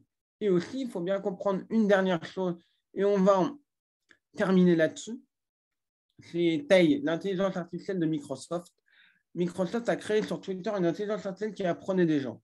Et très vite, cette intelligence artificielle, elle est devenue raciste en même pas 24 heures, 48 heures. Pourquoi? Parce qu'il y a plein de gens qui lui ont tenu des propos racistes, elle apprenait des gens. Il y a trois types de personnes qui leur ont appris à être racistes. Des trolls, des gens dont malheureusement c'est les idées et qui étaient ravis de voir une intelligence artificielle devenir raciste, et des lanceurs d'alerte qui ont dit il faut la rendre raciste parce que ça va choquer l'opinion et ça va un peu ralentir ces intelligences artificielles qui font un peu tout et n'importe quoi. Puisqu'on le voit bien, il y a une intelligence artificielle qui a classé des Afro-Américains comme des gorilles, ce qui a énormément choqué. Et à juste titre, évidemment. Et c'était dans Google Photos. Et Google a retiré son outil pour éviter qu'il y ait plus de problèmes. Mais des fois, ça peut être marrant. On va terminer sur une note un petit peu marrante. On va terminer sur un dernier truc vraiment très marrant. Ça va, je ne suis pas trop en retard. J'ai 5 minutes de plus, mais bon. Juste ça, c'est qu'à un moment, ils se sont dit, Amazon s'est dit, on va faire des coques de téléphone. Vous voyez, c'est une page Amazon avec des coques de téléphone. Ils ont fait des coques de téléphone. Ils ont dit, on va regarder ce que les gens cherchent le plus sur Internet. Et on va faire des coques de téléphone. Sauf que, non. On sait que les gens, principalement, on appelle ça les 3 P magiques, ceux qui cherchent pilules, donc tout ce qui est lié aux médicaments, porno, pas besoin d'expliquer, et poker, par extension, qui est tous les jeux en ligne. Ce n'est pas uniquement le poker, mais c'est parce qu'il fallait un P, sûrement. Donc, ça peut être les paris en ligne, ça peut être les casinos et compagnie, tout ça. Même si dans les casinos, je crois qu'il y a du poker. Et donc, ils ont fait ça. Et ils ont laissé une intelligence artificielle gérer ça. Or, problème, qu'est-ce qu'a fait l'intelligence artificielle? C'est qu'ils n'ont pas vérifié ce qu'elle a fait. Et donc, elle a proposé plein de coques. Donc, un type qui pose des carrelages. J'espère qu'il n'y a personne qui est en train de manger en même temps. Il y avait des mycoses des pieds, un type qui est en train de préparer sa drogue, tout ça. Et donc, on voit que c'est un problème. Et l'intelligence artificielle peut être parfois un véritable fléau. Ça s'est passé il y a quelques années. Et c'est la dernière chose finale sur le sujet. C'est ce qui s'est passé, c'est qu'en fait, il y a des gens qui ont découvert que leur design qui est à eux, qu'ils avaient créé, était vendu sur des t-shirts, sans leur accord. Et il y a quelqu'un qui a dit, on va prendre l'intelligence artificielle à son jeu. Parce que parfois, quand une intelligence artificielle veut manipuler une opinion, on peut la piéger, la prendre à son propre jeu pour l'anéantir, la détruire ou la faire moins nuire. Le principe était simple. Ils se sont rendus compte que dès que quelqu'un disait « je veux ça sur un t-shirt », donc en anglais « I want this on a shirt », ou des variantes, ça allait, des robots allaient les repérer et les mettre sur des t-shirts. Donc, je t'ai dit, on va mettre une image qui va mettre le site en difficulté. Et donc, ils ont mis une image, même plusieurs images, dans lesquelles il y a écrit, on reconnaît Mickey, donc le personnage emblématique de Disney, qui est évidemment protégé par le droit, le copyright, notamment aux États-Unis. Et il y a écrit « pas licencié par Walt Disney ». Et ils mettent ceci n'est pas une parodie, parce qu'il peut y avoir toute l'exception de la parodie. On a fait un copyright infringement et on veut avoir un procès par Disney et on payera tous les frais. Et le dessin dit « je suis Mickey Mouse et je sens le feu pourri AA ». Et ils ont fait ça sur plein de trucs, de t-shirts comme ça, et ça s'est retrouvé sur plein de sites. Et ils en ont fait d'autres, comme ça, copyright infringement, ils ont mis les personnages les plus problématiques pour le copyright infringement pour être sûr que ça passe. Et ça s'est extrêmement bien passé puisque c'est arrivé sur des sites. Il y en a, ils ont même mis les logos d'Apple, de Coca-Cola, de tout ça pour, justement, ils ont réussi à faire toute une collection d'objets pour tuer donc l'intelligence artificielle et pour que ces sites puissent fermer. Et d'ailleurs, beaucoup de sites ont dû fermer parce qu'ils se retrouvent avec des dizaines et des dizaines de t-shirts qui pouvaient leur causer des problèmes. Et surtout que certains, il y avait explicitement écrit « faites-nous un procès ». Donc voilà ce que l'intelligence artificielle, parfois, comment politiquement on peut lutter contre l'intelligence artificielle, comment on peut essayer de se débarrasser d'une intelligence artificielle qui est là pour nuire. Voilà, je pense que j'ai à peu près tout dit, je n'ai pas tout montré parce que c'est un peu plus long, mais je pourrais en montrer d'autres s'il y a des questions. Donc là, j'ai préparé d'autres trucs, en fait, au cas où j'ai pensé à quelques questions qui pouvaient venir dessus. Donc, je pense que ça va être le temps des questions. J'ai été juste un tout petit peu plus long de 10 minutes. J'espère que ce n'est pas trop embêtant. Donc, voilà. Merci beaucoup, Monsieur Bessé. Et effectivement, c'est le temps des questions. Vous n'avez pas énormément dépassé, donc voilà, vous sentez pas, il n'y a pas de culpabilité, il n'y a pas de souci. Alors, on n'a pas encore des questions, par contre, on a plein de remarques dans le chat. Bien sûr. Alors, déjà, quelqu'un a posé une question importante qui était qu'est-ce que ça veut dire scroller? Je pense qu'on n'est pas tous sur le même niveau de langage. Ça, c'est aussi important. Ah, pardon. Je sais que. En fait, scroller, c'est simplement quand vous naviguez sur une page et que vous allez de haut en bas. Vous naviguez de haut en bas de la page, c'est scroller. Vous prenez votre souris et vous descendez avec la petite roue. Généralement, vous avez une petite roue et hop, vous descendez. Oui, c'est vrai. Non, mais c'est vrai que des fois, c'est des termes sans aucun mépris ou quoi que ce soit qui sont tellement évidents que je ne pense pas forcément expliciter. Mais oui, il fallait. Oui, je suis désolé pour la personne qui n'a pas compris. Non, il n'y a pas de souci. Voilà. C'est vrai qu'on n'est pas comme vous aussi non, bien sûr, je comprends tout à fait. Aguerri à ce genre de langage, et surtout que vous y travaillez au quotidien quand même, j'ai l'impression. Oui, donc des fois, j'ai des réflexes et je ne pense pas forcément à expliquer des choses. Voilà. Et des fois, je me dis, les gens savent ce que c'est aussi. Des fois, on peut avoir l'impression que les gens savent ce que c'est. Et je me dis, si je leur dis ce que c'est, ils vont peut-être se sentir un peu vexés. Donc, voilà aussi. Donc, il faut savoir aussi. Voilà, mais c'est normal. Donc, alors ensuite, on a une flopée de commentaires d'une personne. Donc, je vais essayer d'être un peu synthétique. Oui, bien sûr. Alors, la première, c'est... alors, attendez, j'essaie parce qu'il y en a beaucoup.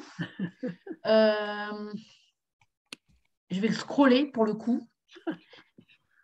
Voilà. Donc, en disant, la première était donc, sur les fake news. Hein. On est plutôt sur les fake news. Oui. Même Adam et Ève, voire Dieu, ont pratiqué les fake news envers leurs conjoints, leurs enfants, leurs maîtres, le plus souvent pour la bonne cause. On pourrait aussi évoquer les précédents de Tito et d'Anastasia, donc la fille des Romanov qui est soi-disant vivante. Enfin voilà, je pense que c'est ça. Oui. Peut-on dire que rien n'est plus plat que la vérité et que les fake news sont des artistes en herbe? Le mélange de l'histoire et des histoires ou du roman, c'est un peu dont on accuse en partie Marco Polo. Quant à Ulysse, était-il le roi de l'intox, l'intox ou de la ruse? Voilà, même si ce monsieur admet que ses propos sont un peu éloignés du sujet. Ensuite, alors là, le grand mystère, et apparemment, il est très sérieux. C'est le bébé. Suffit d'observer des scènes de rue, un nom à répétition sort de chaque poussette. Bébé est décidément sans peur, sinon sans reproche, face à deux grandes puissances coalisées que sont les parents. Défi à l'info officielle ou mimétisme des oukas des parents. Voilà. Et donc, en revenant sur votre zoom sur les cartes, avec les cartes de Géo, on a le choix entre deux vérités, rendre juste la taille ou la forme du moment qu'on doit projeter une sphère sur un plan. De même, avec les plans de métro, on doit choisir entre la clarté pour le passager, qui veut savoir où aller, et celle du piéton qui cherche la station la plus proche. Voilà. Écoutez, autre commentaire, l'idée qu'un fake news marche auprès des gens qui retrouvent ce qu'ils attendent est très intéressante. Mais dès lors, comment les combattre? Donc j'imagine qu'il y a un 2 qui va arriver. Oui. Voilà. Donc, je vais peut-être déjà répondre au 1 à la personne. Je vois j'ai le. Oui, il y a le chat. Ouais. J'ai mis le chat pour voir. Je sais pas si. Peut-être que vous allez le voir. Peut-être que les gens vont le voir, mais je vais le mettre en pause. En fait, je vais remettre l'intitulé. Donc, voilà. Donc, nous sommes tout à fait susceptibles d'en croire une. La deuxième partie, et ne sommes-nous tous pas susceptibles d'en croire une? Alors, je vais répondre déjà aux deux questions. Je vais prendre la première, puisque c'est un ensemble. Combattre les fake news, c'est, comme j'ai dit, aller débunker, aller expliquer qu'une fake news est fausse et pourquoi elle est fausse. Pourquoi cette image a été trafiquée. Comment elle a été trafiquée? Parce que des fois, il peut y avoir des gens qui peuvent légitimement avoir des doutes et qui vont se dire « Ah oui, mais c'est trafiqué ». Et si on leur explique, ils vont comprendre et c'est bon. Bingo, c'est gagné. Mais certaines personnes qui sont endoctrinées, c'est-à-dire qu'on a des gens qui sont totalement endoctrinés, qui sont persuadés que telle chose est vraie, que Paul McCartney est mort, que je ne sais pas, l'homme n'est pas allé sur la Lune. Et le problème, parfois des idées beaucoup plus dangereuses, que les vaccins sont dangereux ou que je ne connaissais-je encore. Et le problème, là, ça va être très difficile parce que c'est des gens qui sont tellement endoctrinés, qui sont tellement méfiants que pour les faire sortir d'une fake news, pour les faire sortir de théorie du complot, parce que généralement, c'est des gens qui commencent à croire à une théorie du complot, qui vont se mettre à croire à une deuxième, une troisième, une quatrième. Et souvent, c'est des théories du complot qui sont un peu liées entre elles, qui peuvent avoir tous comment on peut dire, une certaine idée, des idées identiques de on nous cacherait des choses, il y aurait un pouvoir, comment on peut dire, mystique, un pouvoir mystérieux, un pouvoir étrange, plein de choses comme ça. Et voilà, qu'il y aurait une sorte de plan global, un secret caché par des élites, etc. Et c'est très difficile à débunker auprès de ces gens-là, parce que ces gens-là, ils sont tellement convaincus, ils sont tellement imprégnés, que parfois c'est une cause perdue. Quand vous avez quelqu'un qui est tombé dans le complotisme pour le faire sortir, c'est très, très difficile. Et il n'y a pas de solution miracle. Ça va dépendre vraiment du type de la personne, de son degré d'endoctrinement. Moi, j'ai vu des gens qui sont sortis, qui croyaient à toutes ces choses-là et qui ont réussi à sortir parce qu'il y a des amis à qui ils avaient confiance. Parce que souvent, ces gens-là, c'est aussi un peu comme des sectes qui peuvent se couper des autres. Et ils vont se rapprocher de gens qui pensent pareil qu'eux. Ils ont des amis qui ne voient pas pareil qu'eux. Ils pensent que leurs amis sont perdus. Donc, ça peut être un peu comme des sectes. Oui, on est tous susceptibles de croire à la question de fake news. Je pense qu'au cours d'une vie, on a tous cru à une fake news. Je pense que c'est impossible qu'on n'ait pas cru. Même moi, des fois, j'ai vu des trucs, j'ai pu y croire à des fausses informations. Parce que je rappelle, je redis ce que j'ai dit, s'il y en a qui ne l'ont pas entendu, une fake news, c'est le reflet de ce qu'on est capable de croire sans se poser de questions. Et qui va tout de suite susciter nos émotions. Voilà. Récemment, je reprends un exemple, il y a le patron de Nordpresse BE qui a fait circuler volontairement une fake news pour voir comment elle allait donc c'est un site, je rappelle pour ceux qui n'étaient pas là, un site Georgographie, donc un site parodique qui, pour ceux qui ne connaîtraient pas le Goraphie, c'est un site qui fait des fake news volontaires dans un but parodique pour se moquer de l'actualité, se moquer du contexte. Et certains hommes politiques ont cru à certaines des fake news. Il y a eu Christine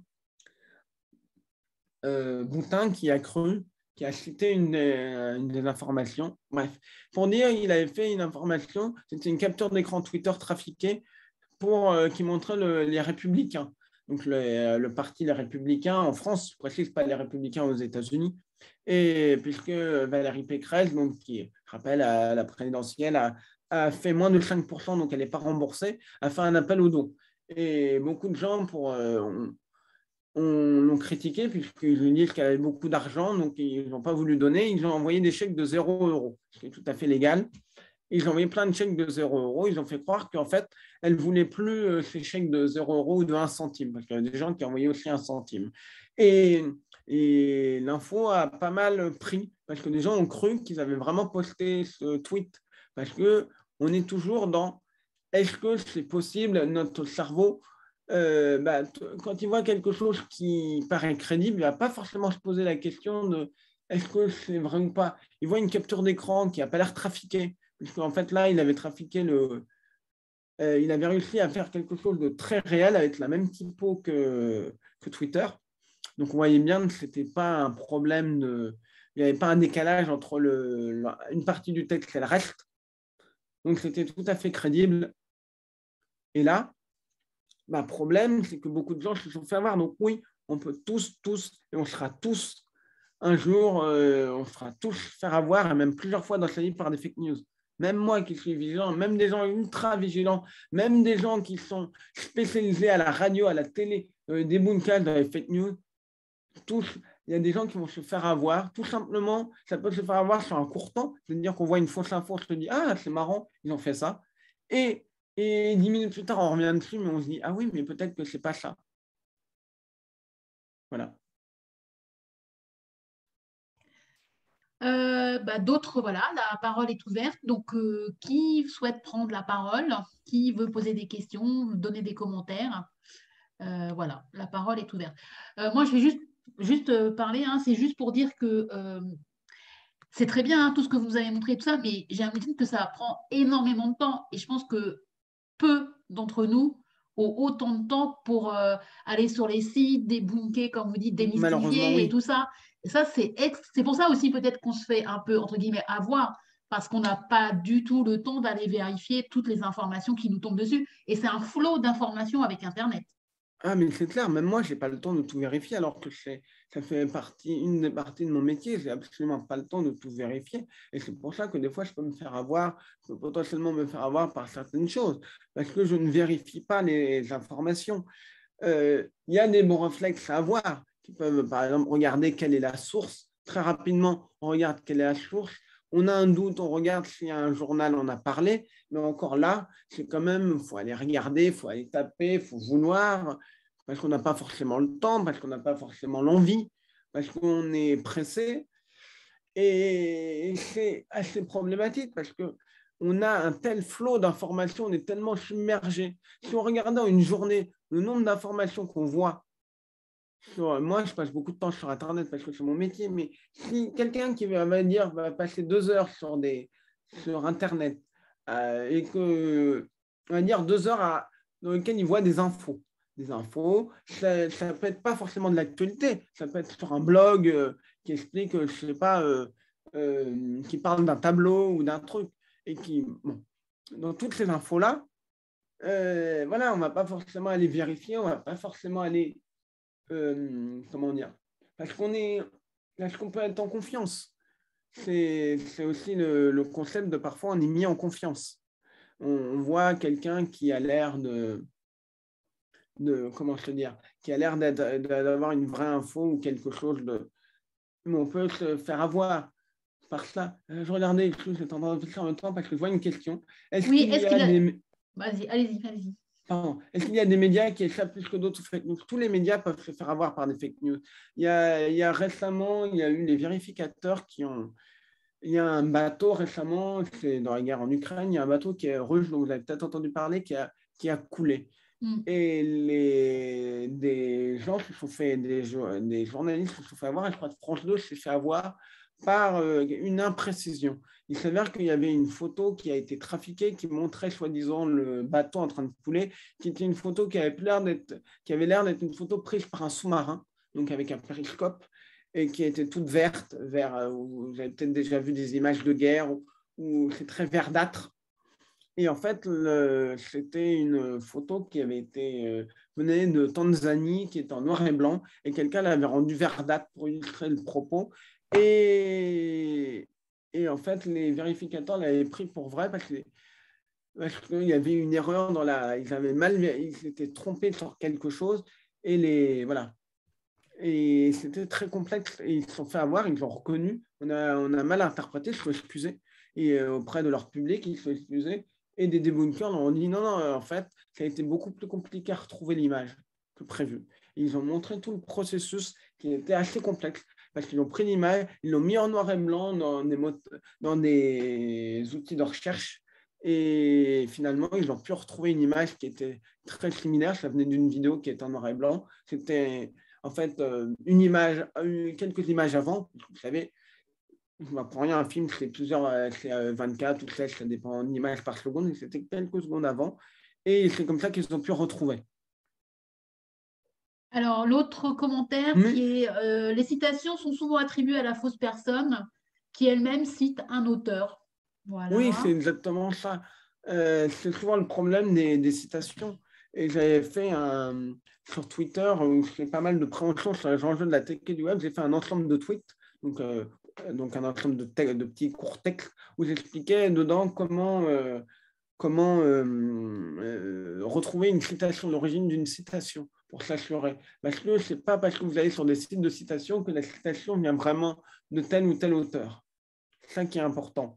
Parce qu'ils peuvent se tromper, parce qu'ils peuvent se faire avoir, parce que c'est répandu depuis des... Voilà.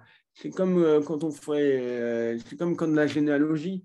des fois, il y a des arbres généalogiques que vous trouvez sur des sites, en fait, qui sont des copies de copies de copies de copies. Le truc est la première, et l'origine a une erreur, et donc quelqu'un l'a copié, après l'a recopié, ainsi de suite, en gardant l'erreur. Et en fait, le truc qui est très compliqué, c'est que Ce qui est très compliqué, c'est que des fois, on ne retrouve pas de source. Quand la citation n'existe pas, on n'a aucune preuve. Des fois, il faut aller chercher dans des livres, mais on a des outils. Avec Wiki, oui, c'est lequel? C'est je ne sais plus, il y a un wiki qui donne tous les livres, donc on peut aller chercher dedans. Tous les livres qui sont disponibles comment on dit, d'un point de vue grand public, d'un point de vue droit d'auteur, qui sont libres de droit. On peut aller chercher dans Google Livres, on peut aller chercher dans des journaux. Il y a des sites qui permettent d'aller chercher dans des journaux l'origine d'une citation, mais là encore, il faut avoir le temps de le faire. Mais si vous êtes vraiment déterminé à retrouver la citation, ça peut se faire. Il y a des outils. On peut regarder aussi, comme je l'ai dit tout à l'heure, les occurrences sur Internet pour voir sur Twitter, sur Facebook, quelle est la première occurrence du mot ou de la citation, plus exactement. Alors après, il y a une question qui dit, quand ce sont les dirigeants d'un pays qui propagent des fake news, que peut-on faire pour informer les habitants? C'est quelque chose qui est assez complexe. Ça dépend du degré de fake news. Il y a des pays comme la Russie qui vont être totalement dans les fake news pour manipuler une opinion. Puis il peut y avoir des États tout à fait démocratiques qui vont parfois répandre des fake news. Ça peut être par ignorance, ça peut être pour arranger une situation, pas effrayer. Et en fait, ce qu'il faut, c'est avoir des contre-pouvoirs, notamment la presse, une presse qui puisse être libre et indépendante, qui puisse permettre d'aller débunker, d'aller critiquer. Et malheureusement, dans des pays où comment on peut dire, la presse est très muselée, les gens n'ont pas accès à une presse libre et se font endoctriner. J'avais vu il y a quelques semaines, c'était une personne c'est ma mère qui m'a raconté ça parce qu'elle l'avait à la télé, c'était des Ukrainiens qui racontaient qu'ils étaient en contact avec de la famille qui habitait en Russie, c'était des Russes, vraiment Russes, qui étaient totalement noyés par la propagande, qui croyaient totalement la propagande, qui pensaient que c'était pour aller nettoyer le pays des nazis. Ils étaient persuadés, convaincus que ça pouvait être que ça. Et c'est très, très compliqué. Parce qu'ils sont tellement endoctrinés, et comme je l'ai dit, quand on est endoctriné, que ce soit par des théories du complot, des fake news, et qu'on est abreuvé, c'est un peu comme le mythe de la caverne. Je rappelle, les hommes qui sont dans la caverne, ils voient des ombres, ils pensent que c'est la réalité. Et quand on n'a pas une autre vérité, on est coincé par ça, et on ne peut même pas s'imaginer qu'une autre vérité puisse exister. Alors, Aline, je crois qu'il manque un mot, enfin, il manque la fin de ta question, parce que, en tout cas, moi, j'arrive pas à la lire, j'arrive pas à aller jusqu'au bout. Je vais la lire peut-être. Ouais. Alors, faire apprendre à une IA, c'est rajouter des conditions. Est-ce qu'une IA peut la faire seule à partir d'un certain moment? Non, la question est très bonne. Alors, la question, c'est l'apprentissage de l'IA. Une IA peut apprendre des choses. Et ce qui est intéressant, c'est qu'ils ont proposé à des IA donc d'apprendre par elles-mêmes, d'apprendre à partir de données et même de créer des langages informatiques, voir si elles pouvaient, on lui demandait une tâche, donc on lui donnait un langage informatique, et elle écrivait la tâche, un humain aussi écrivait la tâche, le but c'était dans le langage de faire quelque chose qui soit le plus performant possible. Peu importe ce qu'on entend par performance, ça peut être une durée, au lieu que ça se fasse en 10 secondes, ça se fait en 2 secondes. Et l'intelligence artificielle avait réussi à créer un langage qui permettait, au lieu de n'importe quoi, de faire ça en 8 secondes, ça le faisait en 7 secondes, ce qui n'était pas négligeable. Voilà.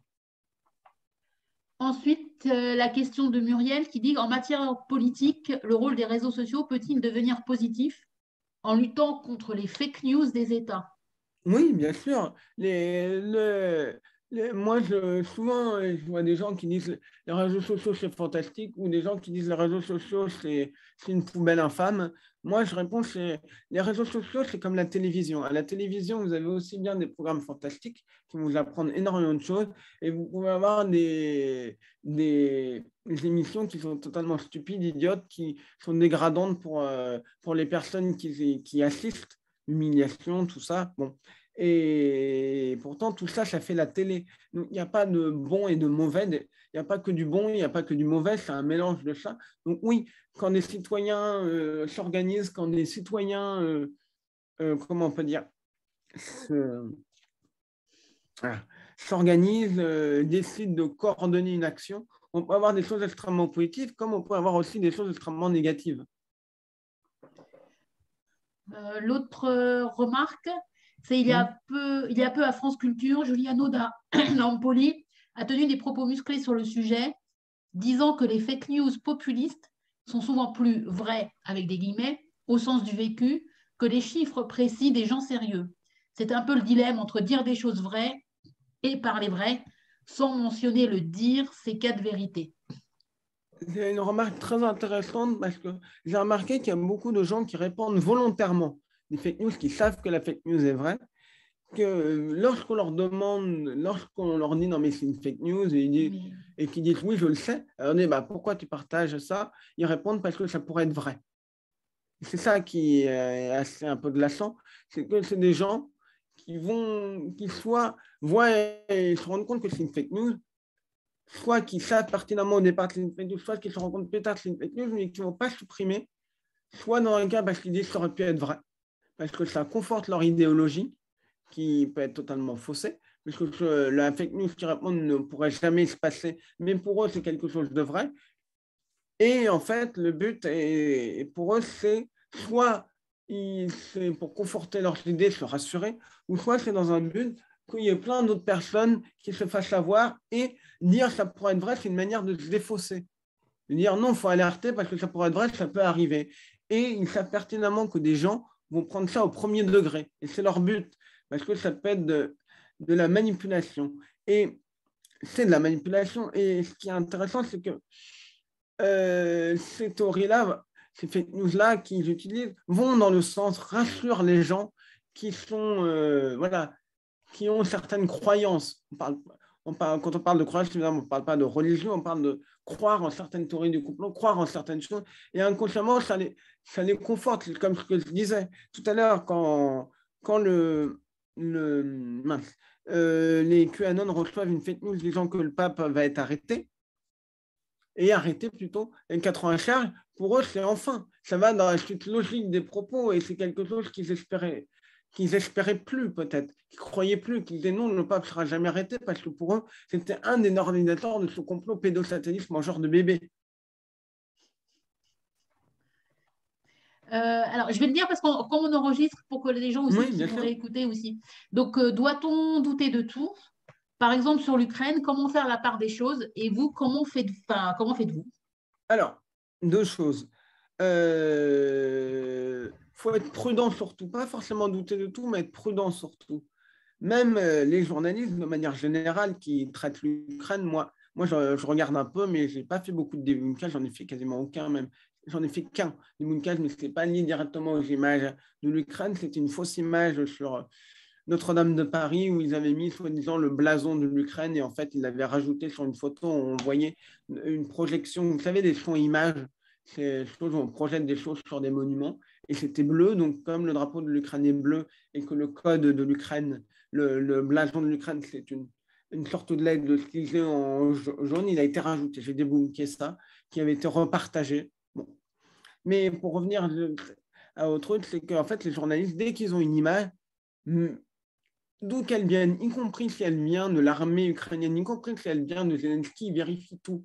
Parce que même si Zelensky peut être sincère, il peut se dire, on ne sait jamais, il va peut-être un jour faire une fake news pour arranger son camp, parce qu'il a des intérêts aussi. Mais c'est aussi vérifier, parce que des fois, il se peut que leur service se trompe. Ils sont sûrs d'une chose et en fait, ils se sont trompés, ça arrive. Donc, ce qui va être important, c'est d'utiliser tous les outils à disposition, disponibles pour essayer de comprendre le contexte déjà, d'où ça vient, qu'est-ce qui se passe, pourquoi on a ça, pourquoi certaines personnes ont affirmé qu'il y avait ça dans l'image et pas ça. On va aussi demander à des interprètes aussi, des fois, qu'est-ce que vous lisez là, c'est écrit en ukrainien, qu'est-ce que vous lisez, qu'est-ce que vous comprenez.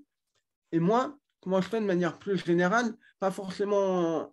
Quand je vois quelque chose de l'Ukraine, généralement, c'est généralement parce que c'est du débunkage. C'est des journalistes qui ont confirmé une information ou pas, parce que je suis beaucoup abonné à ça, donc à beaucoup de journalistes qui font du débunkage, du démystification de fake news. Et c'est quelque chose qui est assez complexe, mais voilà, ce que je fais, moi, c'est toujours d'avoir les bons réflexes, de dire d'où ça vient, est-ce que je peux vérifier l'information, tous mes réflexes.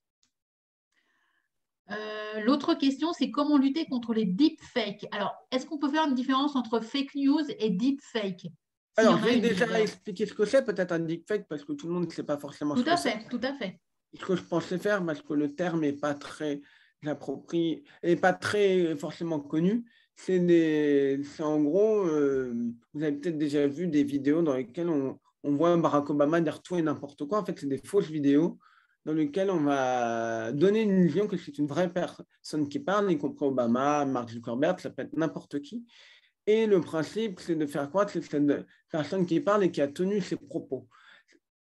C'est quelque chose qui est malheureusement utilisé par beaucoup pour faire une deepfake pornographique, c'est-à-dire mettre un acteur ou une actrice sur des personnes en pornographique. Ça peut être plus ou moins bien fait. Et c'est quelque chose qui fait assez peur, les deepfakes, à beaucoup de gens. Mais il faut se rappeler dans un contexte dans les années 90-80, quand on a commencé à faire de la manipulation d'images, des manipulations d'images, pas dans un terme malveillant, mais Photoshop, tous ces logiciels-là, les gens ont dit l'information est morte, on sera incapable de lutter contre ça. Et pourtant, on voit bien qu'aujourd'hui, on y arrive. En fait, les deepfakes, même si elles vont beaucoup s'améliorer, il y a des choses qui sont des erreurs. Il y a des choses qui sont inexactes. Il y a des choses qui, dans la précision de l'image, il y a des fois des boucles, il y a des choses qui ne vont pas aller. Et ça, des intelligences artificielles, justement, peuvent capables, parce que des fois, à l'œil nu, on n'est pas capable de le noter, mais des gens sont capables de comprendre que là, il y a eu, plutôt une intelligence artificielle va être capable de comprendre que là, il y a un mouvement qui est répété, il y a quelque chose qui ne va pas, et que forcément, il y a une erreur, et que ça ne peut pas être réel. Et puis après, il y a aussi tout le contexte. Il faut savoir qu'est-ce qu'on a derrière, quand c'est censé être pris, de quand c'est censé dater, quels vêtements porte la personne, etc. etc. Ensuite, il y a donc un commentaire disant que pour mémoire, le groupe qui fut le plus grand diffuseur et en même temps la plus grande victime de fake news, par assertion ou par omission, fut celui des intellectuels progressistes de la Libération, ralliés autour de la bannière « Mieux vaut avoir tort avec Sartre que raison avec Aron ». Ça, c'est un commentaire. Hein. Et ensuite, d'autres commentaires, c'est « Mais internaute moyen ne vérifie pas ou ne peut pas vérifier ». Exact, c'est un peu le problème. Mais c'est pour ça qu'il peut se reposer sur les médias, sur des bunkers, les médias spécialisés. Certes, certains vont dire, oui, mais il faut avoir le temps. Je peux comprendre, on n'a pas forcément le temps de vérifier une information. On n'a pas forcément le temps d'aller vérifier. Et puis, c'est complexe. Mais on peut déjà se reposer sur des médias qui vont aller dire oui, cette vidéo est réelle, non, cette vidéo n'est pas réelle. Et puis, on peut aussi prendre le temps de poser la question à un journal pour voir s'ils peuvent vérifier. Après, on peut dire oui, ils ne vont pas prendre ma question, ils vont recevoir des milliards, mais ça peut se faire. Ok, alors est-ce que d'autres personnes qui n'auraient peut-être pas encore parlé et qui voudraient poser des questions souhaiteraient prendre la parole? N'hésitez pas, il n'y a aucune question bête. Ah oui. Voilà, je le dis, parce que des fois, les gens peuvent avoir un peu peur de poser une question, dire non, c'est trop compliqué, c'est machin.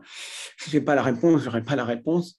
Pour le commentaire d'avant, je connais pas la chose, donc je ne peux pas réagir, donc je préfère ne rien dire quand je ne connais pas, parce que voilà. S'il y a d'autres questions, surtout n'hésitez pas. Fake news, ça peut être la donnée, ça peut être l'intelligence artificielle, pas forcément directement en rapport avec les fake news, ça peut être aussi sur les données, la data vise, la représentation visuelle de données, comment on manipule l'information, voilà. Bon, voilà, vous avez été tellement clair que de toute façon, tout le monde a tout compris et est au courant de tout. Ouais, super. Bon, alors je refais un dernier tour. Voilà. Ah. Alors, mon conjoint, ma conjointe est-il elle un ange ou un diable? Comment savoir lequel des deux termes est fake? C'est-à-dire, je ne comprends pas le sens de la question. C'est par exemple, Moi non plus. Moi non plus. Peut-être que moi, le je monsieur pense, peut pas prendre la parole en direct C'est de l'humour, je pense, c'est de l'humour. Ah oui, certainement, oui, certainement. peut-être, mais oui, non, mais je vais peut-être réagir à ça rapidement. Simplement, c'est vrai que des fois, quand on essaie d'avoir une info et qu'on nous dit blanc ou noir, bon, déjà, des fois, tout n'est pas blanc ni noir. Ça peut être gris, ça peut être marron, ça peut être jaune, bleu, vert, rouge, orange, ce qu'on veut.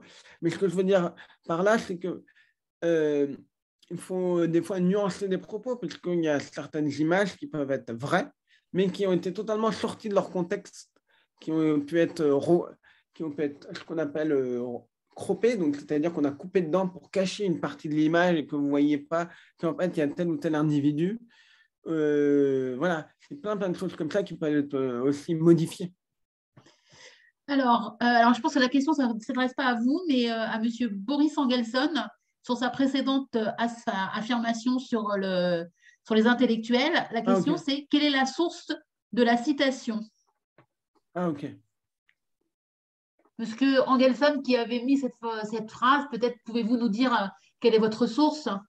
Je ne la connais pas, cette citation. Bah là, il faudrait aller à nouveau rechercher dans les livres, dans les journaux, tout, voir si on retrouve cette citation. Toujours faire le processus de vérification et de s'assurer, pas simplement que l'on laisse sur un site de citation. Pour moi, l'avoir sur un site de citation,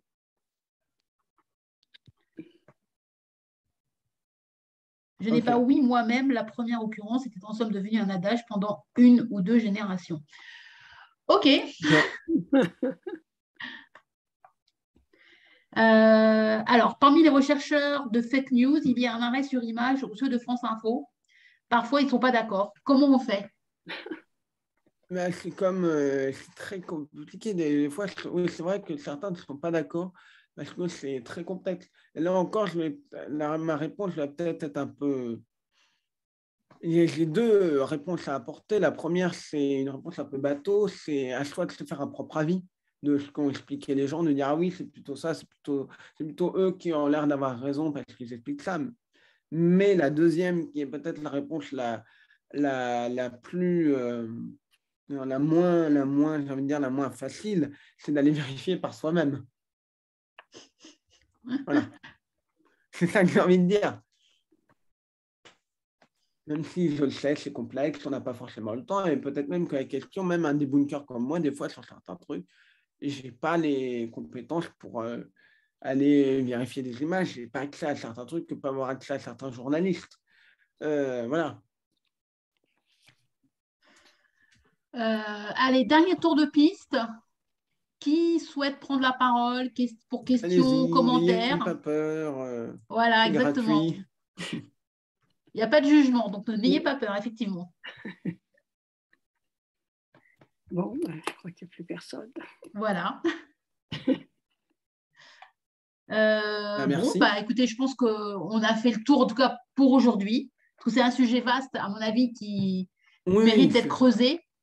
C'est clair, c'est très complexe, donc j'ai essayé de condenser ça, d'être le plus pédagogique, montrer des choses un tout petit peu à côté pour montrer aussi bien comprendre les enjeux, parce qu'on parle d'intelligence artificielle, il faut aussi expliquer, démystifier ce que ça peut faire, pas faire, parce qu'on a aussi souvent une vision un peu faussée du truc, oh là là, ça lit dans nos pensées, ça lit alors que non, il ne faut pas non plus, faut être méfiant, il faut être prudent, il faut faire attention, mais il ne faut pas non plus avoir peur, pour rien. Eh bien, écoutez, on va finir sur cette note plutôt optimiste, on va essayer. Oui. Et un très grand merci, Monsieur Bessé, pour votre venue. Merci. Voilà. Merci beaucoup. Merci beaucoup. C'était très, très intéressant. Merci. Et je vous dis à tous et à toutes un très bon week-end de Pâques, enfin voilà, de ce que vous voulez d'ailleurs. Et puis, notre prochain cycle sera en septembre maintenant. Le 22 septembre, exactement. Voilà, merci Muriel, tu as raison. Très bon week-end à tous. Merci. Merci. Merci beaucoup. Merci. À bientôt. Au revoir. Voilà.